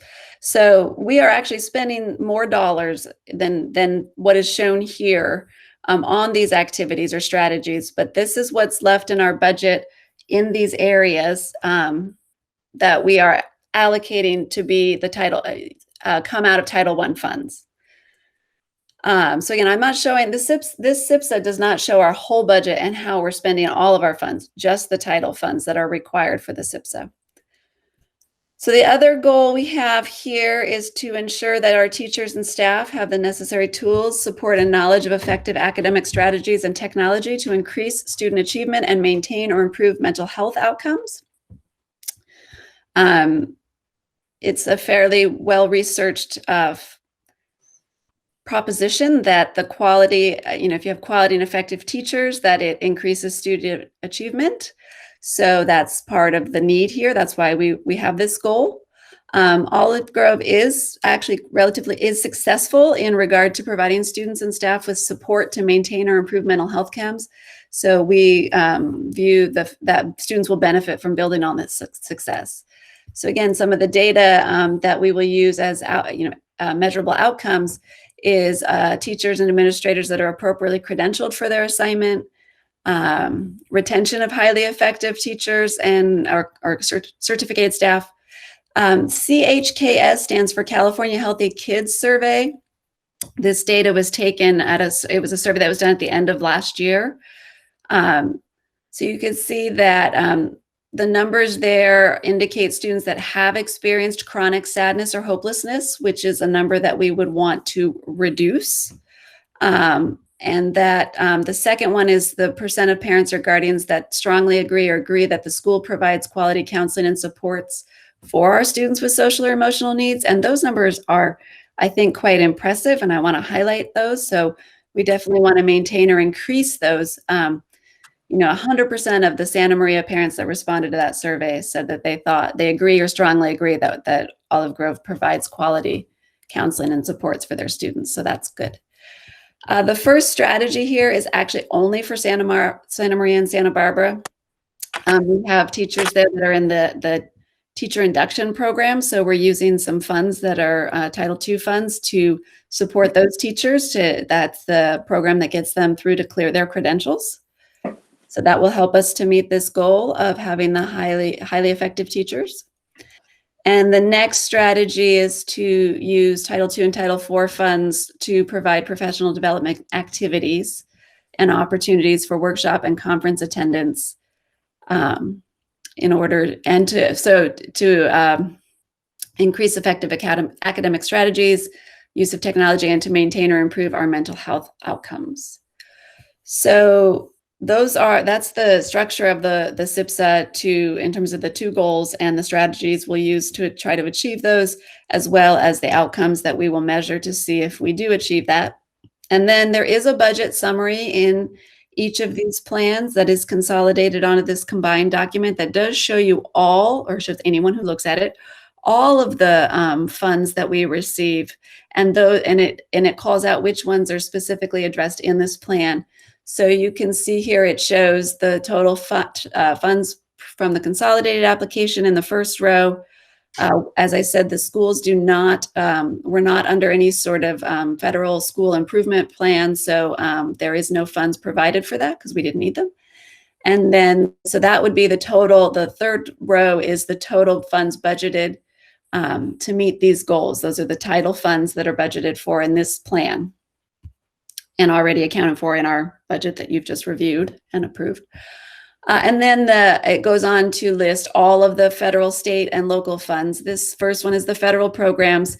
So that shows you there all of the federal funds that we receive. We do not have to account for the CARES Act funding and the special ed funding in the SIPSA, but it does show up in the budget summary. These show you the totals of federal funds that each school receives, and then all of the state and local programs. Again, these funds don't need to be accounted for in this plan, but they do show in this budget summary at the end. And then the subtotal of all the state or local funds. And finally, those are the final numbers if you add up the state funds and the federal funds that each of the schools receives. So do we get Title III funding? No. Just Title I, Title II, and Title IV. Right. Usually, okay. I was just curious as to why we don't get Title III. Title III is for bilingual, I believe. You know, I can't answer that. It is a question that I should probably have the answer to, but I don't know why. Why do you, Kristen? I can answer. Because each school is individual now, you need to have a threshold of identified EL students, and the per student amount needs to equate to a $10,000 minimum, or else you have to join a consortium. And the red tape associated with joining a consortium to receive less than $10,000 potentially in funding for the students really becomes onerous. And so I would say across all of my schools, that is the one title fund that most people are leaving on the table. I only have one school that is below that threshold that actually is in a consortium, and they're trying to get out of it. So good. Unfortunately, they've made it tough, and they've made it where you really have to be a larger size. It's almost more intended for districts to really benefit from that, now that they've changed the minimum threshold requirement, unfortunately. Okay, thank you. Appreciate that. Of course, yeah. So I just wanted to give the visual. As I said, each school does have its own individual plan, and this is what each of the individual links for the agenda items that you would approve each school's SIPSA. This is what the template, what the plan looks like. And so this one is just bulletins, and it will only have bulletins name and data in it, and only the goals and strategies and activities and expenditures and revenues and all the budget summary that applies only to bulletin. And there is one for each of the schools. Are there any questions did I stop sharing? No. About the SIPSA for any one of the schools? Nope, I think that's pretty straightforward. Thank you for indulging me in talking quite so much about it, but I figured since it's the first time, well, it's the first time I've done a SIPSA, and it's the first time I believe one would have been brought to this board. I wanted to make sure it was pretty clear what it was for. Do we get, I know within the public schools on the Title I and the compliant, do we get a compliance team from the state that comes in and checks the compliances and so forth? I can answer that. So while there's not necessarily a compliance team, there is a revolving list of schools that are eligible for federal program monitoring. It's not awesome, but it's something that does happen. And what they do is they'll select one or two instruments, which is basically saying one or two title programs, and say if they do Title I and Title II, then they will come in and do a complete sort of audit to make sure that you are in compliance. There are a lot of reporting requirements that are compliance related associated with title funding throughout the year that CSMC, and specifically me, help the school with on an ongoing basis. So it's not like they just give you the money in a vacuum. we do have to report on that on a regular basis. But as far as a compliance review, it would be a random sort of audit selection for federal program monitoring. Now, I'm sorry about asking questions. I No. was in charge of consolidated application, which is the Title I for 17 years for Lompoc School District. So, So yes. Yeah, so right now, we'll find out probably February, March, the list for next year's federal program monitoring. And, we have 4. I'll let you guys know. I'll keep you posted, I promise. Sounds great. Things look right in order. I'm impressed. Good. So that's it then. Okay, any other discussion on that? SIPSA? It's kind of fun to say. It is. Okay, I think I made the motion. We got the second, right? Summer, you want to take us to the vote? Yes. Deb Willems, Aye. Parisa Brown, Aye. Hank Galena, Aye. Lisa Morales. Aye. Okay, motion passes 4-0. Okay, doke. Next item now is E, approving of the El Dorado Charter SELPA revised participation agreement for each Olive Grove Charter School. I make the motion per agenda item 8E.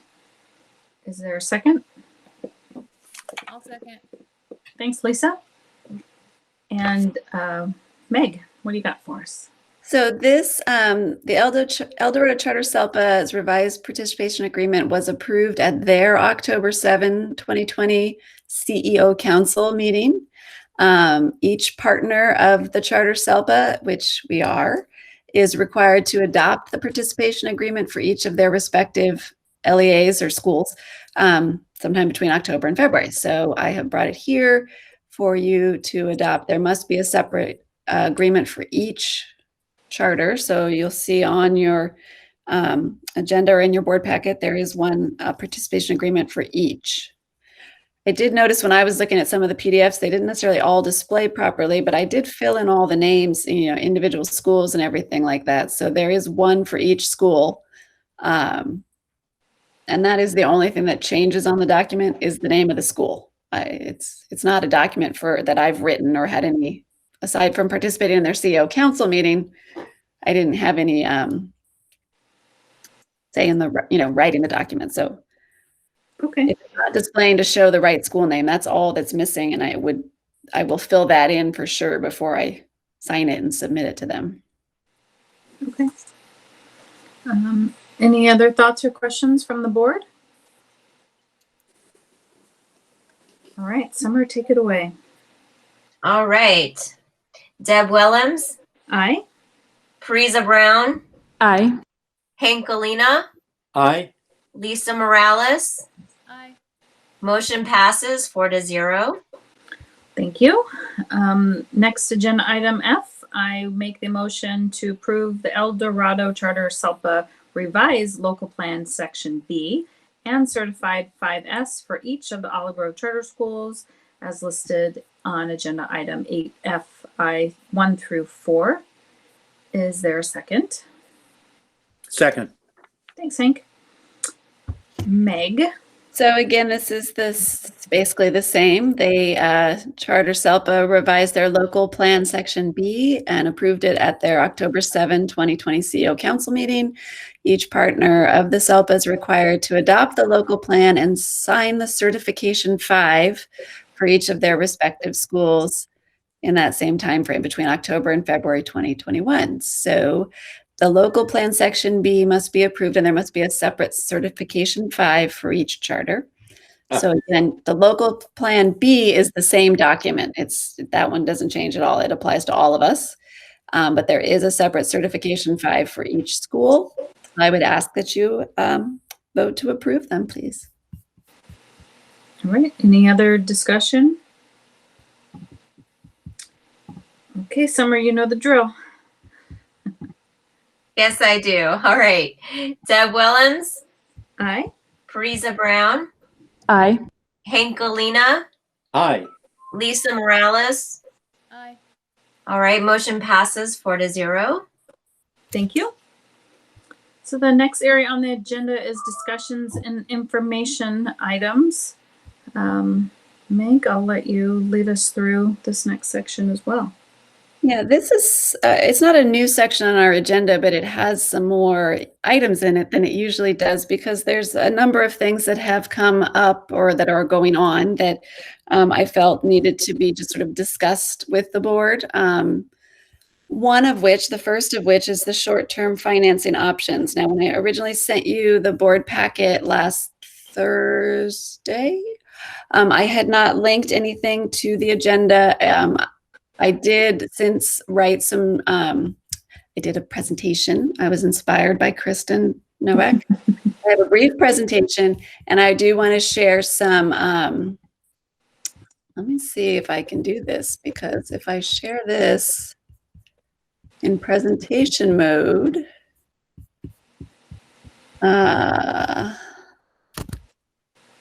I don't know. We'll see if I can be able to see my notes. This technology stuff, I'm not sure here. If you have two screens, it'll do it. But if you don't have I do actually have two screens now. What I'm worried about Okay. is we're gonna be able to see the presentation and if I can also see my notes too. Yeah, if you have two screens and it'll put your notes on one screen and the other on the other. Okay. Depends So, on- great. Okay, so there we go. So, sorry, getting my technology in order. All right. As Kristen has mentioned, and we've talked a little bit about our cash flow issues, I wanted to show you a few things here. One of which, I'm on the wrong tab now. Okay. Was a visual of the deferrals that Kristen was already explaining. This doesn't show it as a rainbow, but I have seen, I think, that visual as well. It's not the best image. It's a little fuzzy, but this gives you the picture of the funding, the little bag of money in February, we will not get for a not full 9 months until it'll be deferred until November, or the majority of it. As she said, we'll get a small amount of it, but it's deferred all the way to November. So then the bag of money that we should get in March, we won't get until October. April, we will not get for 5 months until September. And what the apportionment we should receive in May, we will not get until August. So, and then June we'll get nothing until July. So there's going to be a long period of time where we will not be getting any funding coming in to our schools. So we did have the opportunity to apply for a deferral exemption. We did consider this seriously. We asked a lot of questions and we sought guidance from a number of experts, but we decided not to pursue that avenue. We do believe that we likely would not have qualified for the exemption because we do have some other options, which I'm going to go through momentarily. But it also puts us in a potential poor light with our authorizer, and basically we'd be certifying that we would have to shut our doors if we don't get the exemption. And since we're already under the fiscal corrective action plan and we don't want to present ourselves in a poor light to our authorizer for any reason, we just decided that the exemptions for deferrals, requesting that was not the way to go. So instead, as I showed you, I'm sorry. So we already have kind of seen the cash shortfall situation repeatedly, the same information in a couple different formats. I already talked about the deferral exemption. So instead, what we've done is we are pursuing a couple of different financing options. There's something that's called the ASAP Trans program, and we did apply for approximately $720,000 in what's called revenue anticipation notes. We're fairly confident that we're going to be successful in getting approved for that, but the timing of that may pose challenges. It might not happen quickly enough, and we don't know what the actual cost structure is. We don't know what rate we're going to get and what will end up being charged. So it's tricky to depend on that. So we decided to begin a conversation with a company called Charter Asset Management, or CAM, for different financing options. And what this will do will set us up to access the funding as needed. So we could potentially only need it for a month or two. We only need to borrow it from them for a month or two. The amounts are scalable, and we can draw only what we need from it in order to manage our cash flow. There are more full proposals included in your board packet. And if you have trouble locating where those are, again, I can email those to you because I would like you to think about this. We can talk about it some more. You can ask some questions tonight, but I will be bringing it back in January to the board, likely for approval to move forward with securing that financing. But basically, we have two options. In either case, they give us the money when we would usually receive it from the state, minus a percentage, what they call a discount, which sounds like a good thing, but it's actually the interest rate basically that they're charging us. So they give us the money when we should get it from the state. They take a percentage of it. And then when that deferred apportionment actually comes through, they take it and we don't see it. So so once that February apportionment that was deferred till November, CAM would give us the money in February minus 2.99%, and then they would get that funding when it comes through in November.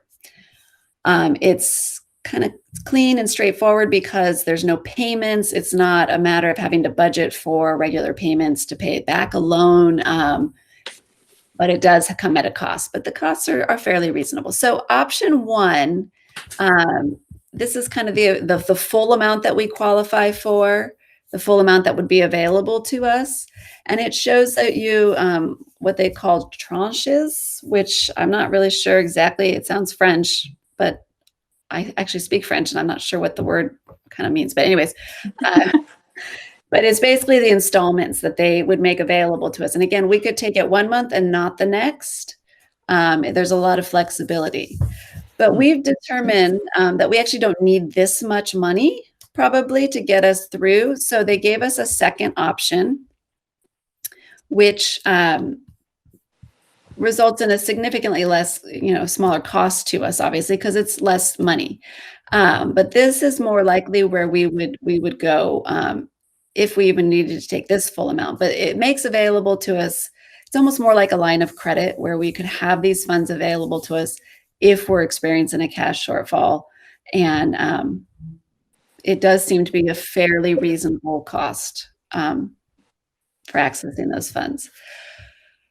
So that's the basics of the idea. And as I said, the full presentation that Cam provided to us is in your or the full proposal, I should say, is in your board packet. So I would ask that you look those through. They're fairly straightforward. They're not real extensive either, but and we'll bring it back in January. Are there any questions or comments? Or Kristen, did you want to? Yeah, I think so. It's nice to know, right, that should, I don't know, the wheels fall off the bus and we really need access to that much capital, it's there, right? We have a proposal in hand. This mechanism truly only takes about 2 to 3 weeks after board approval for a wire transfer for those funds to be available to Olive Grove. So it's nice that it is relatively quick. They were very kind. We asked for a better rate and they gave it to us because why wouldn't we ask, right? I mean, we're nice people. We ask. They did better, right? They had originally proposed 3.99%. So we got it down to 2.99% and we halved it because even that I feel like is probably being conservative. Our cash shortfall based on sort of where we are now is more in that $400,000 is what I would like to see us stay north of like $700,000 or $800,000. As you know, now we're floating at about $1 million, as we've showed you a couple different ways. So I'd like us to just have that there. When we do those payroll runs, they really are, large amounts. And because, as Meg said, we're really not going to see that cash inflow. And remember, this is just our LCFF. part, we still will receive our in lieu property taxes. We still will receive our EPA revenues. We'll still receive our title funding. You know, we'll still have some coming in. We'll still receive our SPED money, but really this is the bulk of the revenues that we use for operational purposes. So my recommendation is that collectively as a board, you take a look at these proposals. They are very competitive as far as the rate and the cost of capital. I think even if we took the entire $930,000 that's in sort of that lesser proposal, I think that cost of capital was around $30,000, 20 something. What was it, Meg? It's reasonable. And as Meg said, what was it? 28.6. 28.6. Okay, so just shy of 30. But what's nice about it is when you're in a cash flow situation, should you take more traditional financing, it then creates a payment that you have to make out of the funds that you're borrowing to have the cash to pay your bills. Like, it's kind of a cycle here. This is clean, right? And so if we were going to get $100 in November, they're going to give us whatever, $98 and $97, and they're going to take the $100 later. But we're going to get the operating capital that we need while we need it. And so really on a month-to-month basis, it can be scalable.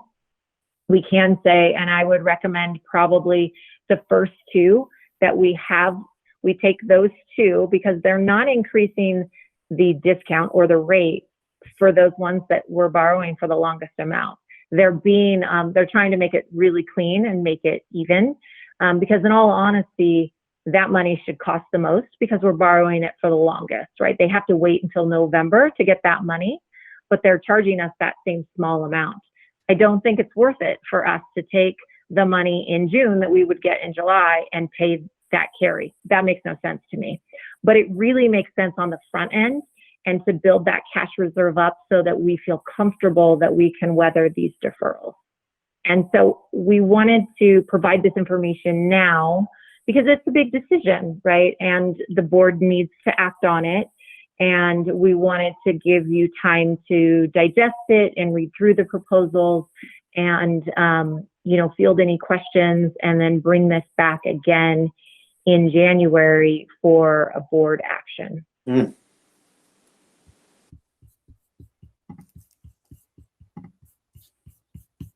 So are there any questions at this point, any clarifying information we could give you that might help as you sort of mull it over the next, 5 weeks or so, 6 weeks or so? Well, I'd be happy to talk it through with anybody, if you have any questions, you can ask me and I can either have the answer or find it.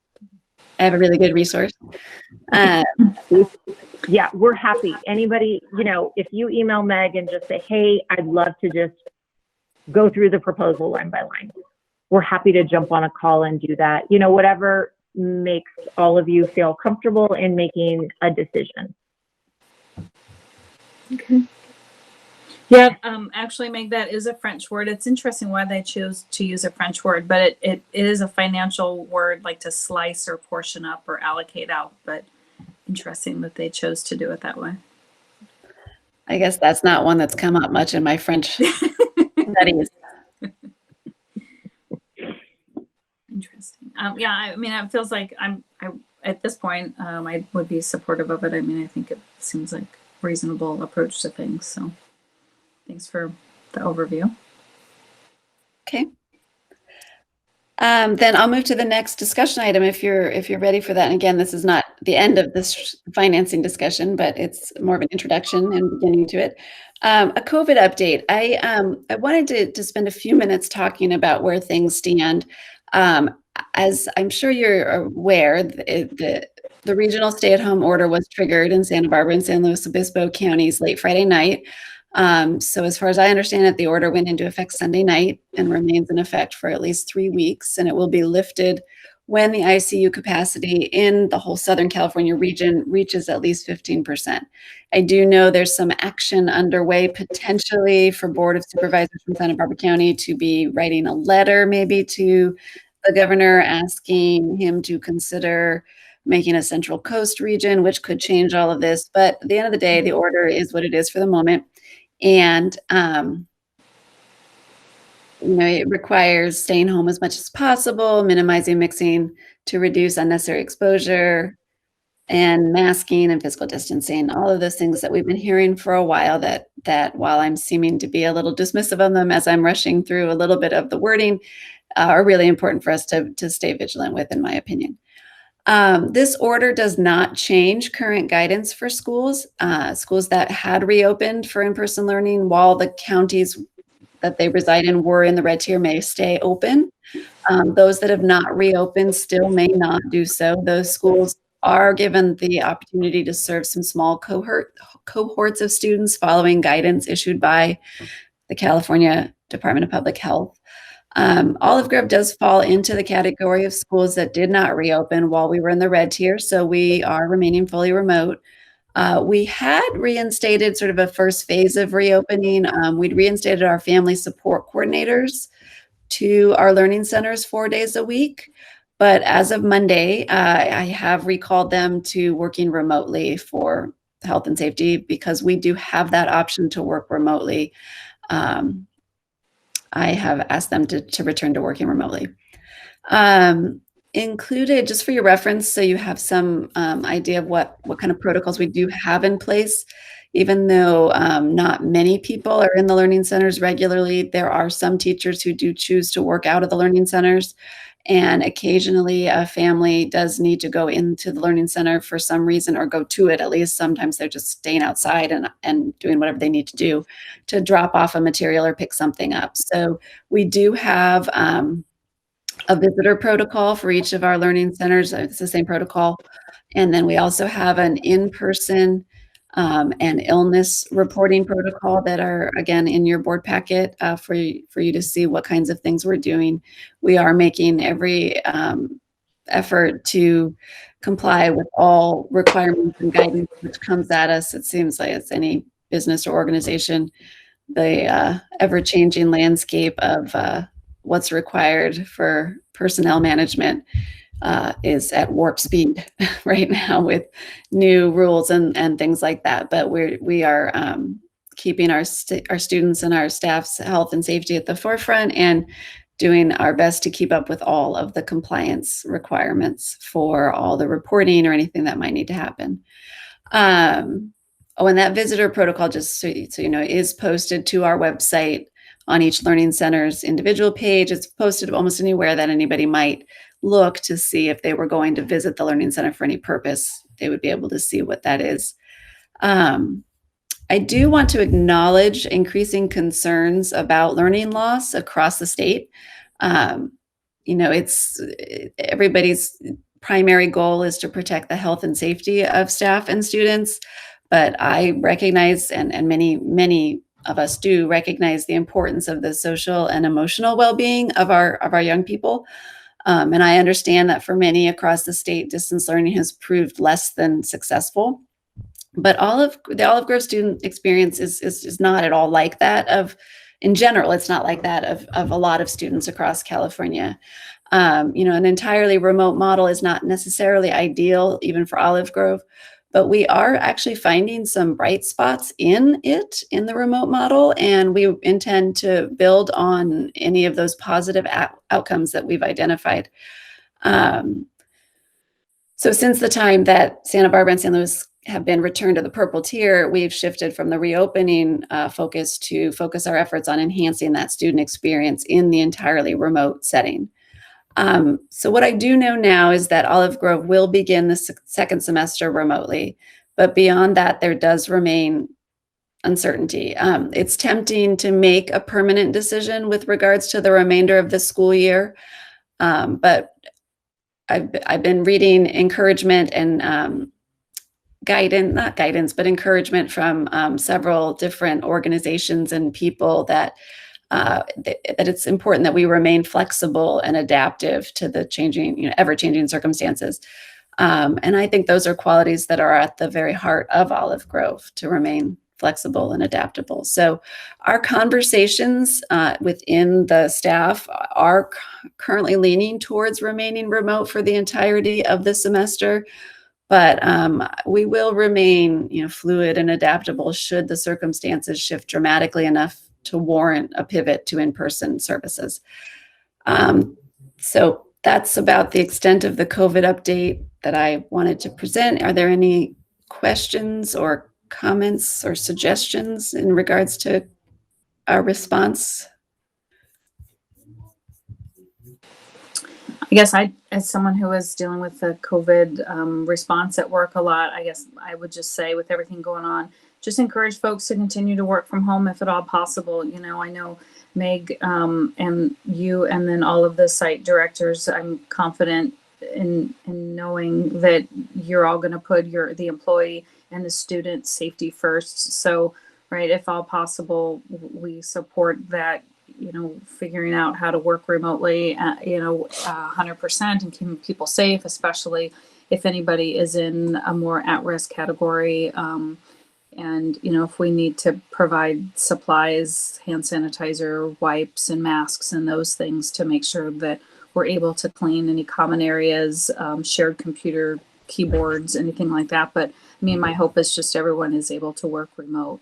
And I also, go ahead if you want to respond to that. No, I was just going to say we do have a supply. That was one thing One thing the state was very generous with, at least in our regards, was they provided quite a bit of hand sanitizer, masks, thermometers, those kinds of things that we received through the County Office of Ed, that we were able to put a supply at each learning center.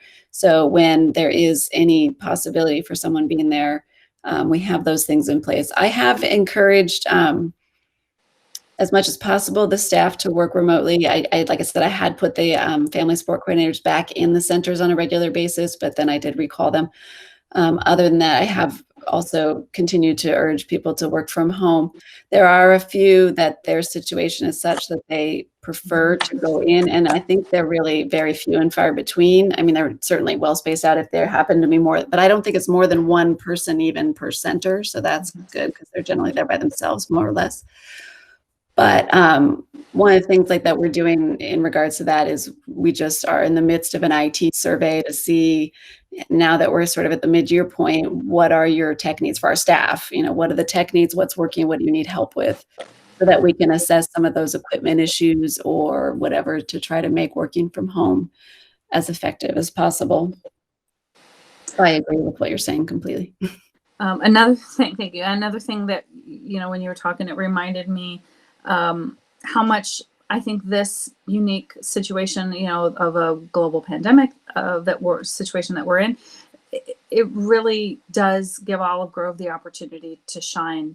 And really, we've been able to demonstrate successful remote learning, online learning, and a unique educational environment. And I think we're hearing a lot in the news that how hard it is to do remote learning, and how it's not, I feel like there's this stigma that it's not a great option.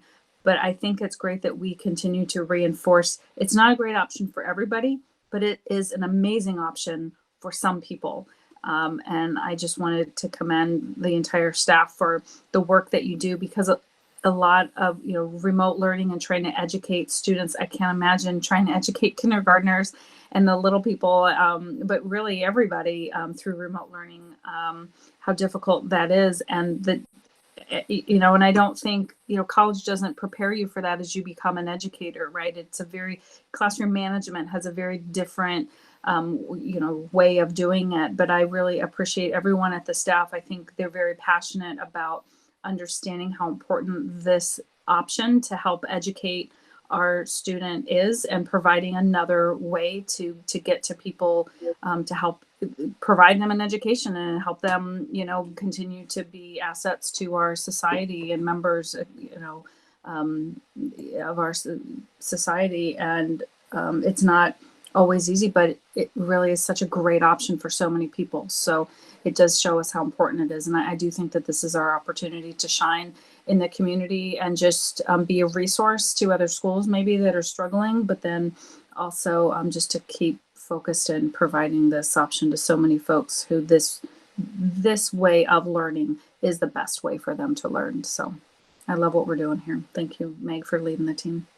You're here. Well, I will pass on your kind words to the staff because they are working really hard to make it a good experience for the students. And the students are working hard too. And it's the parents too. I mean, I think And the that was nice to hear that again from Amber and Krista, who spoke earlier, right? That the parents, what really, I think that's the third piece of how it really makes Olive Grove so successful, right? It's the parents that play such a critical role in the successful education of the students. So it's great to have them involved as well. It is a team, that's for sure. So, well, thank you. Yes, good words. Any other questions or comments or suggestions on our COVID response so far? Okay, well then the next item on our discussion informational items is a policy review. And this is something that I kind of kept kicking the can down the road. You know, we had talked about policies way back in August. We started doing some, I started doing some review of the more operational side to a degree. Jackie, who isn't here tonight, actually did quite a lot of work. She went through almost all of the policies and did make some red lines. She used Word docs and she did some red line changes, mostly standardization, changing some wording so that it was kind of all the same, using the same terms, that kind of thing.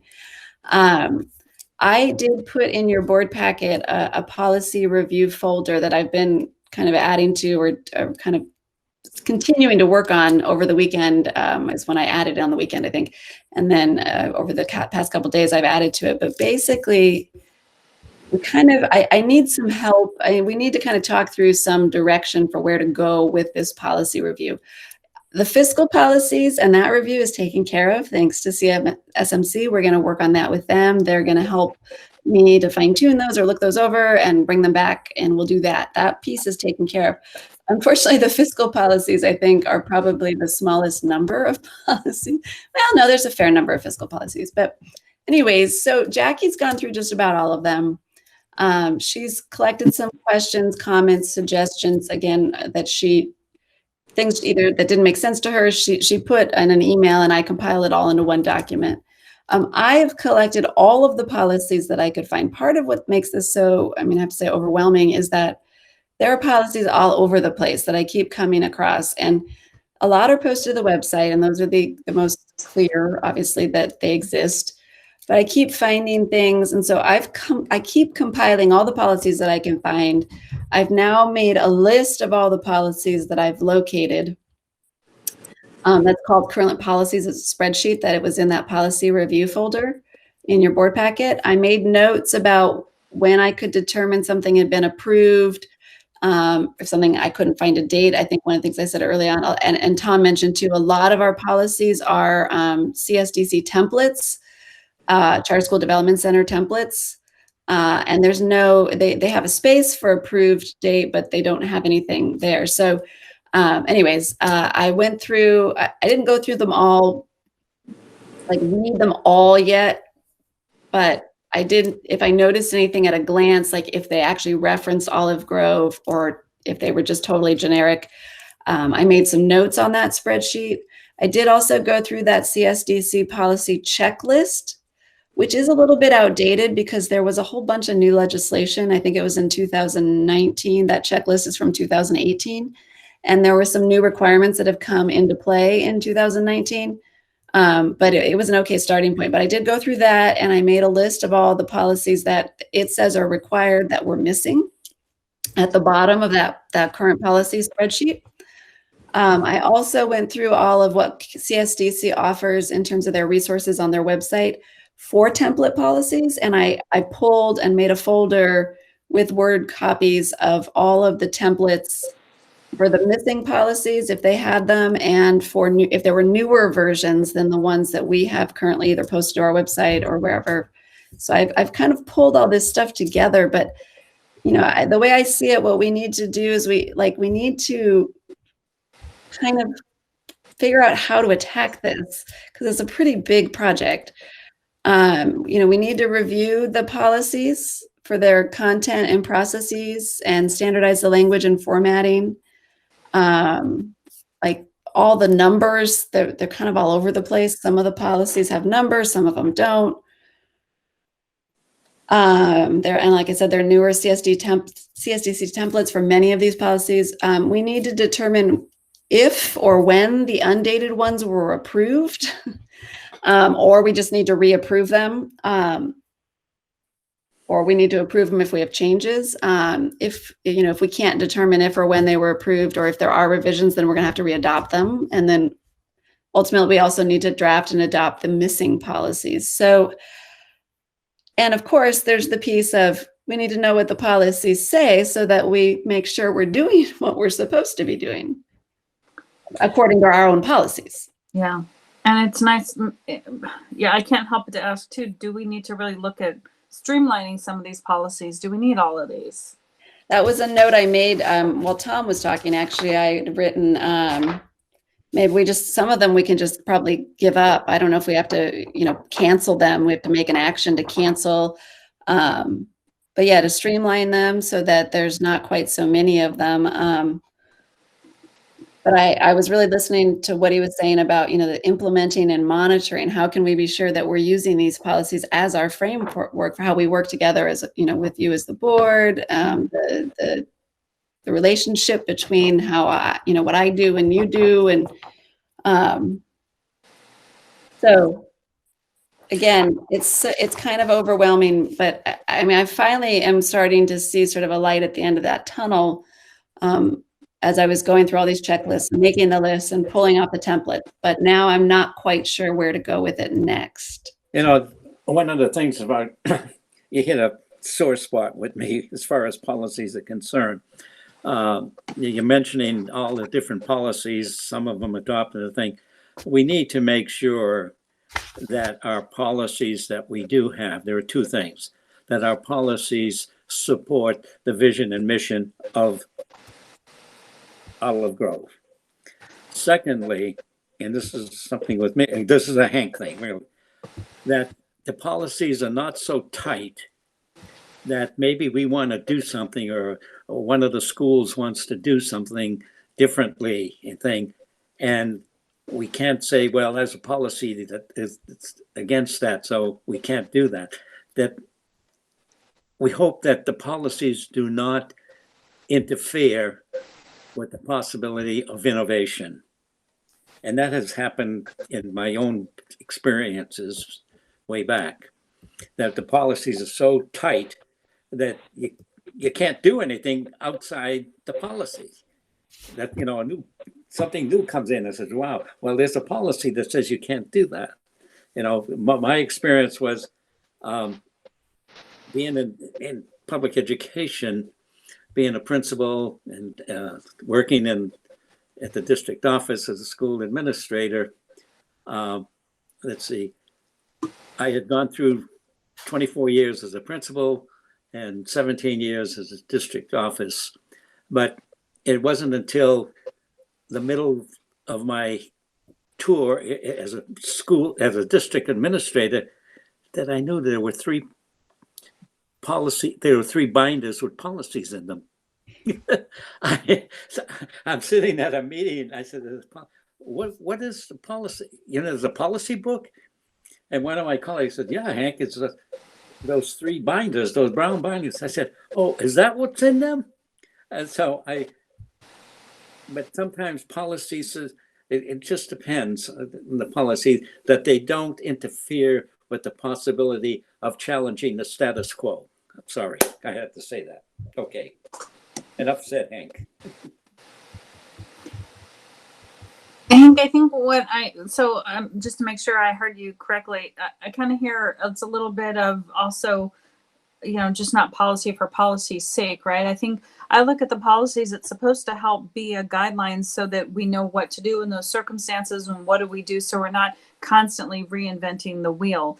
But it doesn't necessarily have to be this big, heavy-handed, thou must, fit into this little box. There's some certain things that you have to, like fiscal policies, but in general, most of it, it's supposed to be just we write down what we're doing. And that way, when you have new people, when you have questions, if there's some procedure that you only have to do once every 2 years, you already know how to respond to it. You're not having to create it and deal with the situation, right? So I think it's important that it's that. And then I think a lot of our policies were created by different organizations and by our lawyer team. We kind of took templates and standard things that were out in industry. So it's probably good now that we have our own culture and our own identity as Olive Grove to re-wicker them a little bit to make sure it really is what we're doing. It does feel like a huge undertaking. And I think that's Meg's also main point here is how do we go through this effectively and not completely bombard the board meetings, but at the same time, there are only a few of us. So do we just do it all together, or how do we divide and conquer? And then what is the nomenclature, the organizational structure, the formatting, so that it all looks decent? How much time do we want to spend on that type of thing as opposed to context? Because in the industry I work in, it's a whole career in making command media beautiful and match, and none of us have the time or energy, or I don't think much of a desire to do that here. So, but we do want to be consistent. You hit on two words. One is the culture of the organization, and the other is what is our identity? Who are we, and what are we all about? And we need to keep that in mind as we deal with policy and policy making and stuff, because sometimes we get involved in the policy. Well, it doesn't fit our identity as to who we are. I think so. That's a very crucial thing. Thank you. Yeah. May I share something that's a little bit helpful? I have another board that seems to have a really good process in place. I'm not going to say who's doing what, but what they do at each board meeting is they have two policies that are first readings, right? So it's not 100 of them every meeting, but every meeting they have one that, like two of them that are, first readings of these policy revisions that are redlined that indicate what changes are made from the previous version. And then later on in the agenda, they have an action item to approve two policies that were revised and first read the previous meeting. So it is not one effort. It is a consistent, constant, ongoing touch point of their policies. And they have it set up, and I think it's 2 each time, but it would depend on once you sort of have your master list of here are all the policies we need, and we meet X number times of the year, instead of crushing yourself with once a year updating and touching all of the policies, make it a part of every meeting so that it is 10 minutes of every meeting to do a first reading and to just evenly allocate amongst your meetings throughout the year. That seems to work really well for one of my schools that really seems to be actively always touching and revising their policies. So just a suggestion. Yeah, when I was on the previous board, we had the two-step thing for the first reading and then the second reading, and it worked out extremely well. I like that idea. I do think that there needs to be some initial heavy lifting to get some of the things sort of tidied up a little bit. Or maybe not. Maybe we just start at the top and we do 2 policies each time, and then within the next, who knows quite how long we'll get through. Or maybe we have to start with 3 policies instead of 2, so we get through them a little faster. And then once we've gone through an initial one of the first read, second read, we can cut back to 2 per meeting. Yeah. I just think that's less daunting. You know, the policies are in place, right? Nobody is yelling at you that you've got to do something, except about the fiscal policies, and we're going to handle that. But this is a housekeeping and ongoing, a best practice that you're putting in place. So I would just say, don't crush yourself. Make it scalable, make it bite-sized, make it palatable, so that it is just an ongoing routine. It becomes a standard part of your agenda, and it's 2 or 3 every time, and then it's not so overwhelming. I have that desire for them all to be fixed right now, though. That's the thing. I know, I that's know. you. But we I gotta, know. yeah, we gotta eating the elephant, right? One bite at a time. So for me, where I would like us to do, if we could get a list of all the policies that we have, and and then we can kind of focus how we're going to dive down through it and come up with a way. And then maybe it sounds like there might be some that are missing. So also kind of that gap analysis. And then that's where we can decide, do we work on those that are missing first?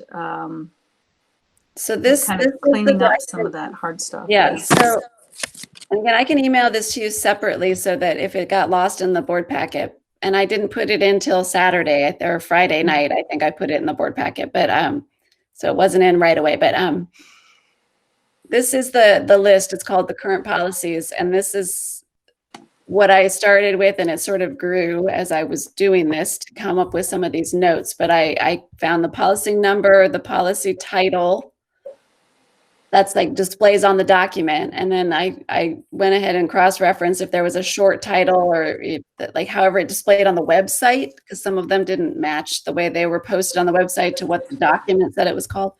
I tried to categorize them basically based on how they were posted on the website to see if I could find a date of adoption. And then I made some notes, not a whole lot of notes, but like what year CSDC template it was. And then I put an asterisk if there is a newer one available. Templates are nice because they're easy, but they are one size fits all. So they're not necessarily the way to go, but it's a nice start. And I made some other notes, like I saw there's one that's a duplicate of another policy. They're the exact same policy, but they have 2 different policy numbers. One's categorized this way, one's categorized. Anyways, so I do have this document going.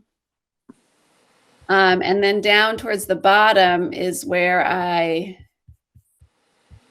listed the ones that were on that CSDC checklist that they say we're required to have that I have not been able to locate exactly. I mean, we do have like a pupil suspension and expulsion policy. We have something in our charter petition, but I never found a separate policy. So does it need to be adopted separately? I'm not 100% certain because there is a process in the charter. Anyways, but these were the ones that we didn't have separate things. You talk about things that don't apply. Child safety alert system is apparently a required policy, but it's for when you have bus transportation. Mm-hmm.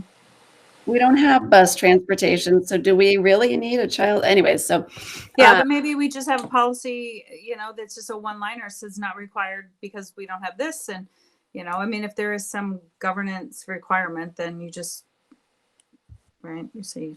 Yeah, so this is it's a working document again, and it's shared with you. I'm happy to share it with you because I also started pulling together all the other kind of board approved docs that the bylaws, the articles are foundational documents, MOU, high school grad requirements, those kinds of things. And then on some of the ones that I know were missing, I started pulling out other tabs. I put like what the requirements are. Because again, sometimes these templates, like you said, they're so full of legalese that they might meet all the legal requirements, but really, if that's all that's required, is why don't we just adopt a procedure for preventing acts of bullying? It's like more complicated than it is. Anyways, so I started again a working document here, pulling out all kinds of different pieces and different. So I started making different tabs of different information as I kind of stumbled across different things. But so that's the list of policies that I have. Okay. Able to locate. And I'm just kind of looking at the time too, and I'm thinking, maybe this is something that I don't know if we could do a special meeting on, or we kind of just have a meeting. Because I think until we kind of figure out what our path forward is, fill in some of these gaps, like you mentioned, we might just want to have a meeting dedicated just to this, and as a whole board, that we kind of figure out what our path forward is, and then get into the cadence of reviewing, 2 or 3 every meeting. But we kind of have to figure out how long will that really take. And I mean, if that's going to take a half an hour for every board meeting, maybe we do some meetings just to talk about these policies, to keep it from being such a long meeting. That time. Yeah, well, I mean, it is getting late, so obviously yes, we want to move on, but No, I'm not saying to move on. I'm just thinking like these are discussions that it's hard to have nice, meaningful discussions at the end of a day once we've gone through all the action agendas, and so maybe looking at the future board meetings, maybe we have some that are dedicated just to some of these working topics. I personally would rather have more meetings that are shorter. And I know Lisa has kind of mentioned that in the past. I don't know how the rest of the board feels. I mean, that's just, again, that goes to the culture of the board and what works best for us. And I don't even know if that's still true, even for Lisa, but, kind of how we want to organize this going forward, because it's a lot. I know we'll get to the cadence of doing just a few, but we kind of have to put together a plan to get there. Right. Yeah, and I can take some of the heavy lifting, but I do need, but we need to work together. So, all right, well, so do we just bring it back for some continued discussion in January and continue chipping away at a plan? And if I can manage it, I will start bringing, I'll start going through a few of them just on my own and bringing some to you with that idea, maybe the first reading, second reading. I'll just start it, and we can also carve out some time to maybe chip away at a plan for tackling it as a bigger project. Yeah, I'm okay with that. I mean, I'd like to hear from Lisa and Hank and Prisa about what, I don't know, looking ahead at our board schedule, do we want to just try to keep to having meetings just what's we've already agreed to, or are you open to adding a few more with some dedicated conversations, maybe about having some of these working meetings? We can get into the weeds a little bit more on some of these policies or other topics. Yeah, this is Parisa. I'm totally open to having some more meetings on individual topics, and even more frequent meetings that might be shorter, rather than trying to squeeze everything into one long meeting. I think that helps to keep me at least on top of everything, and everything top of mind. Yes, what she said. I agree. Okay, That's good. my- Good, thanks. I didn't want to speak with some folks and overcommit us to too many follow-up meetings and stuff. So, and then of course there's the entire staff that then has to support these meetings, but maybe we can figure out how to have a smaller entourage that has to help us facilitate these meetings. If it's more of a committee sort of, I mean, if it's a smaller purpose, then we don't necessarily need everybody to be present the whole time. And if it's a public meeting, so they're free to, of course. But sure, but they don't have to feel obligated. Yeah, just looking at the schedule, I mean, we could look at something in February, we could look at something in April, May, there's months that we don't have meetings even scheduled. So okay. So maybe we'll try. I think as you mentioned, Meg, this is something that Jackie has been very worked on already for us. So I think it's good to get her in the conversation as well. But then maybe we can plan on the meeting in January. We'll all kind of bring our calendars. Sounds like none of us are going anywhere for a while, so it's good to have a hobby. This could be our hobby for the next couple months while we've got no place to go. Can you knit cozies for the policies? Yeah, right. Make some masks for our policies. So, so maybe we could look at our calendars and kind of come up with some good dates to have some follow-up working meetings to focus on this. I think I would like that to then we can check this box and really see some movement here and kind of help with that itch, like if we can get a big amount or, make some momentum and then get into the 2 or 3 a month, I think that's a good balance. Good. And then just a reminder, we will be tackling the fiscal policies in January. So Meg, you don't have to feel like we're not making any progress on policies. We'll do that January and then game plan for the rest. So then that helps with some movement. Okay. Mm-hmm. Good point. Thank you. Welcome. Okay, so the next discussion item has to do with the school organizational culture development / strategic planning. Deb, this came up in the last meeting, and Jackie and Hank, I believe it was, had said they were interested in working with me on this, but we didn't really make a plan for how to do that. We talked about maybe hiring a consultant. So what I linked to the agenda here was some consultants. I did a bit of research over the last, since October when we talked about it, not a whole extensive amount, but I found several different consultant type people or organizations that seem to have some offerings that kind of fit that groove. I've also I did go to the CSDC conference, and I also went to a independent charter schools conference. And I did look for workshops that were related to, enhancing the relationships with staff and employees, or even with students in a remote environment, or, school culture kinds of topics. So I did go to a couple of workshops. Most of the topics, most of the suggestions were fairly generic kinds of things. So, we do continue to work on school culture, organizational culture, building trust. And it's something that is always on my mind, but I wondered how the board, really wanted to move forward with this sort of idea as well. Do we want to hire a consultant? Should I schedule a separate meeting just with Jackie and Hank to kind of sketch that out? Hank, what do you think? I'll kind of start with you since you volunteered to be on that committee with Jackie.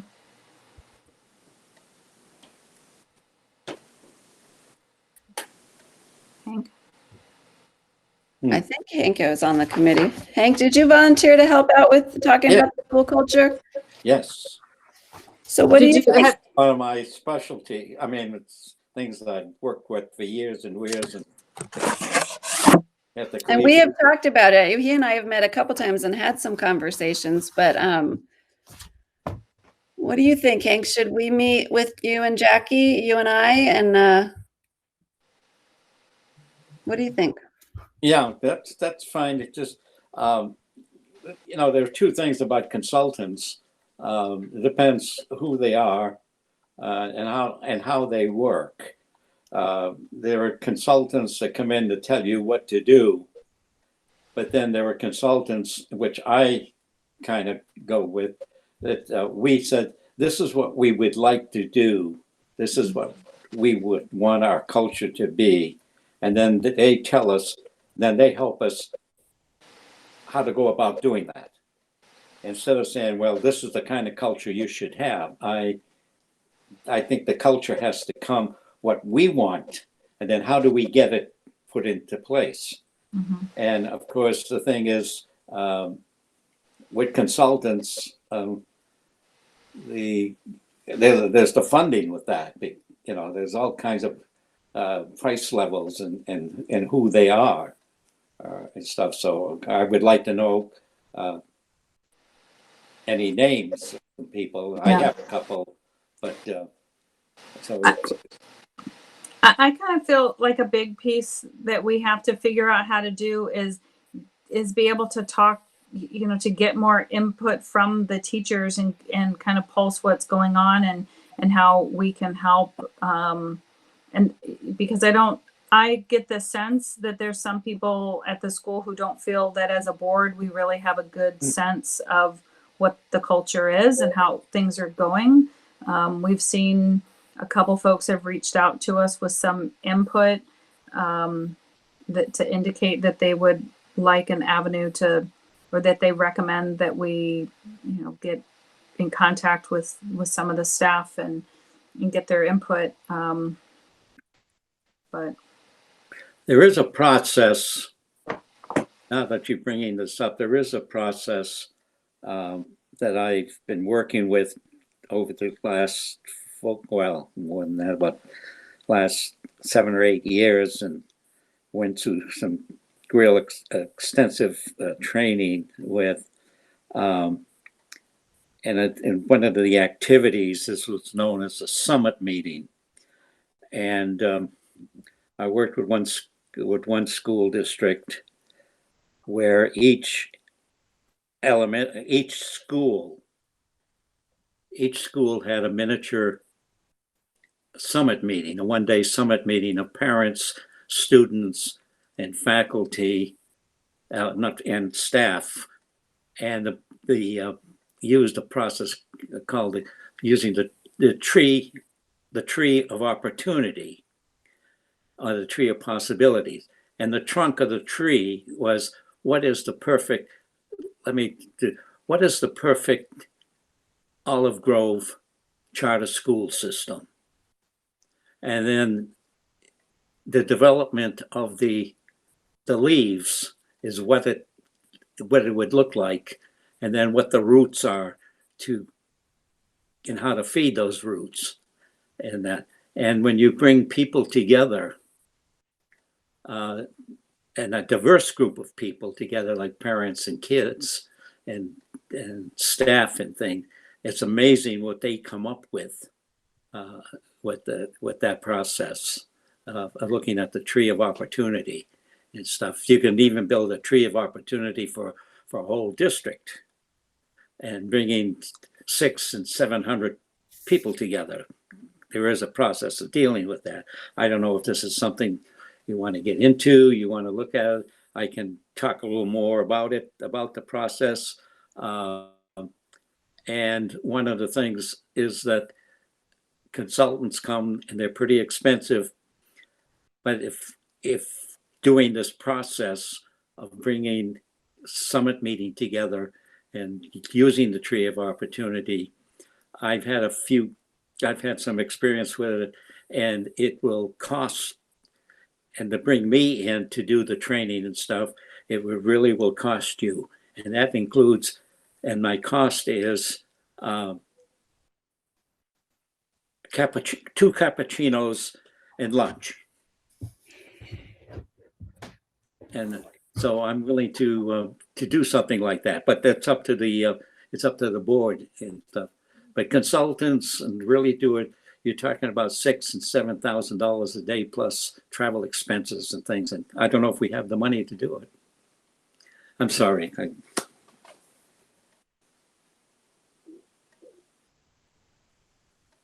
That's it.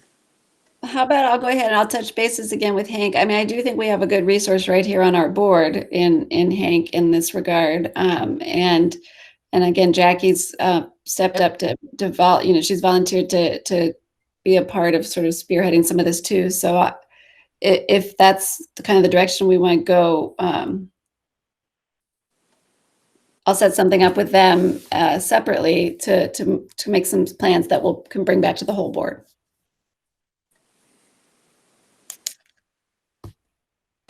yeah, I think that's a good approach.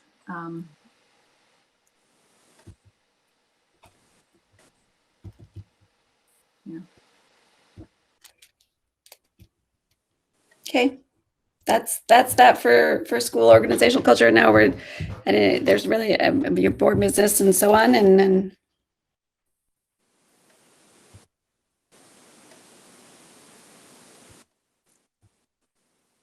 So that's yeah, this is our opportunity, right? Is there any board business or anything as a board that we want to discuss? Anything that we're not already talking about?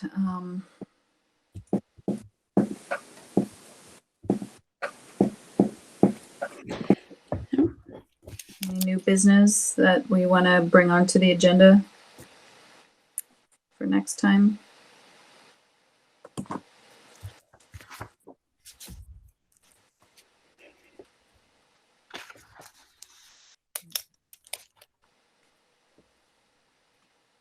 Okay.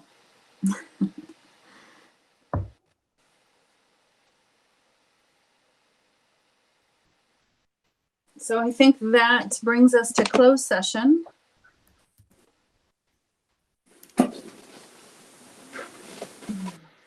So if the board members want to call the other number, and then we'll have that conversation. Marty, I will can say you- good night, you guys. So Good thank night. you so much. And I will talk to you all in January. Have a nice one. Bye. Thank you. Have a good Bye. holiday. Summer, I can take the minutes for the report out if you want. Bless you. Thank you. I'll take the notes for the report out and the adjournment.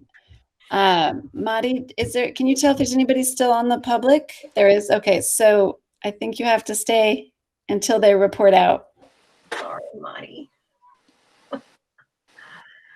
And Deb, I am staying off the call, right? So you're having a closed session and coming back. Okay, so I'll stay here too.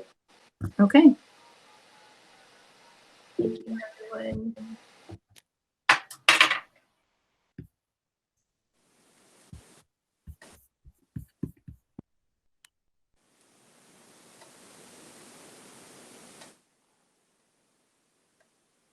Are we to get on the telephone? Yes, we're going to get on the telephone, but be sure that you mute your camera so that everybody doesn't hear both conversations, because that conversation is for the board only.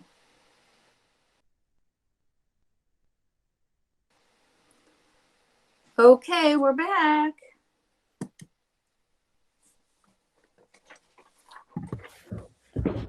Hello. Hello. I'm just not sure if Marty has stepped away for a moment. Which, if she has, oh, there she is. There she is. Perfect. And Parisa, can you just verify you're back with us by coming off mute? Let's see. Hi. Okay. Yeah, I'm back. Perfect. All right. So great. It's 9:11. So we're coming back to open session. So basically reporting out what we're going to do. We kind of have some high level buckets of 3 goals. We've agreed to a format. And so each of the board, I'm going to send the board members just a summary of what we talked about, BCC, and then they'll respond back with me with kind of some draft goals. And then in January, we'll meet again as a board and finalize those goals from our perspective, probably about 15-20-minute meeting. Then we'd like to bring in you, Meg, then as a group, right? Making sure that we have alignment, that that you agree with what they are, it seems attainable, and make sure we didn't miss anything, right? That it's also your goals. So it's what makes sense for you as well. And then we'll get that established for the rest of the year going forward. Okay, so there's really nothing to report out officially, but unless you wanted to summarize what I just said to put in the minutes, you're welcome to. Okay. Yeah, I might summarize it. Yeah. Okay. Because there was no action taken. Like you said, there's really nothing reportable, but yeah. Since you said it out loud, I will summarize what you said. Just for transparency. So yeah, it's just, okay. Very good. So then, the next meeting is going to be January at 6 p.m., January 26th. Any final thoughts? Anything that I missed? So wish you all happy holidays. Real close, Meg, to a successful first semester. So thank you. Congratulations for your first milestone there. And hope everybody has a safe and happy holidays, and wash your hands, wear your face masks, stay 6 feet away, virtual air hugs to everyone. Thank you. Yes, I'm coming up on my 6-month mark, actually, at the end of December. Will be 6 months of an Olive Grove. Perfect. All right. Thank you, everyone. Happy holidays. So we're adjourned at 9:13. Yes, 9:13.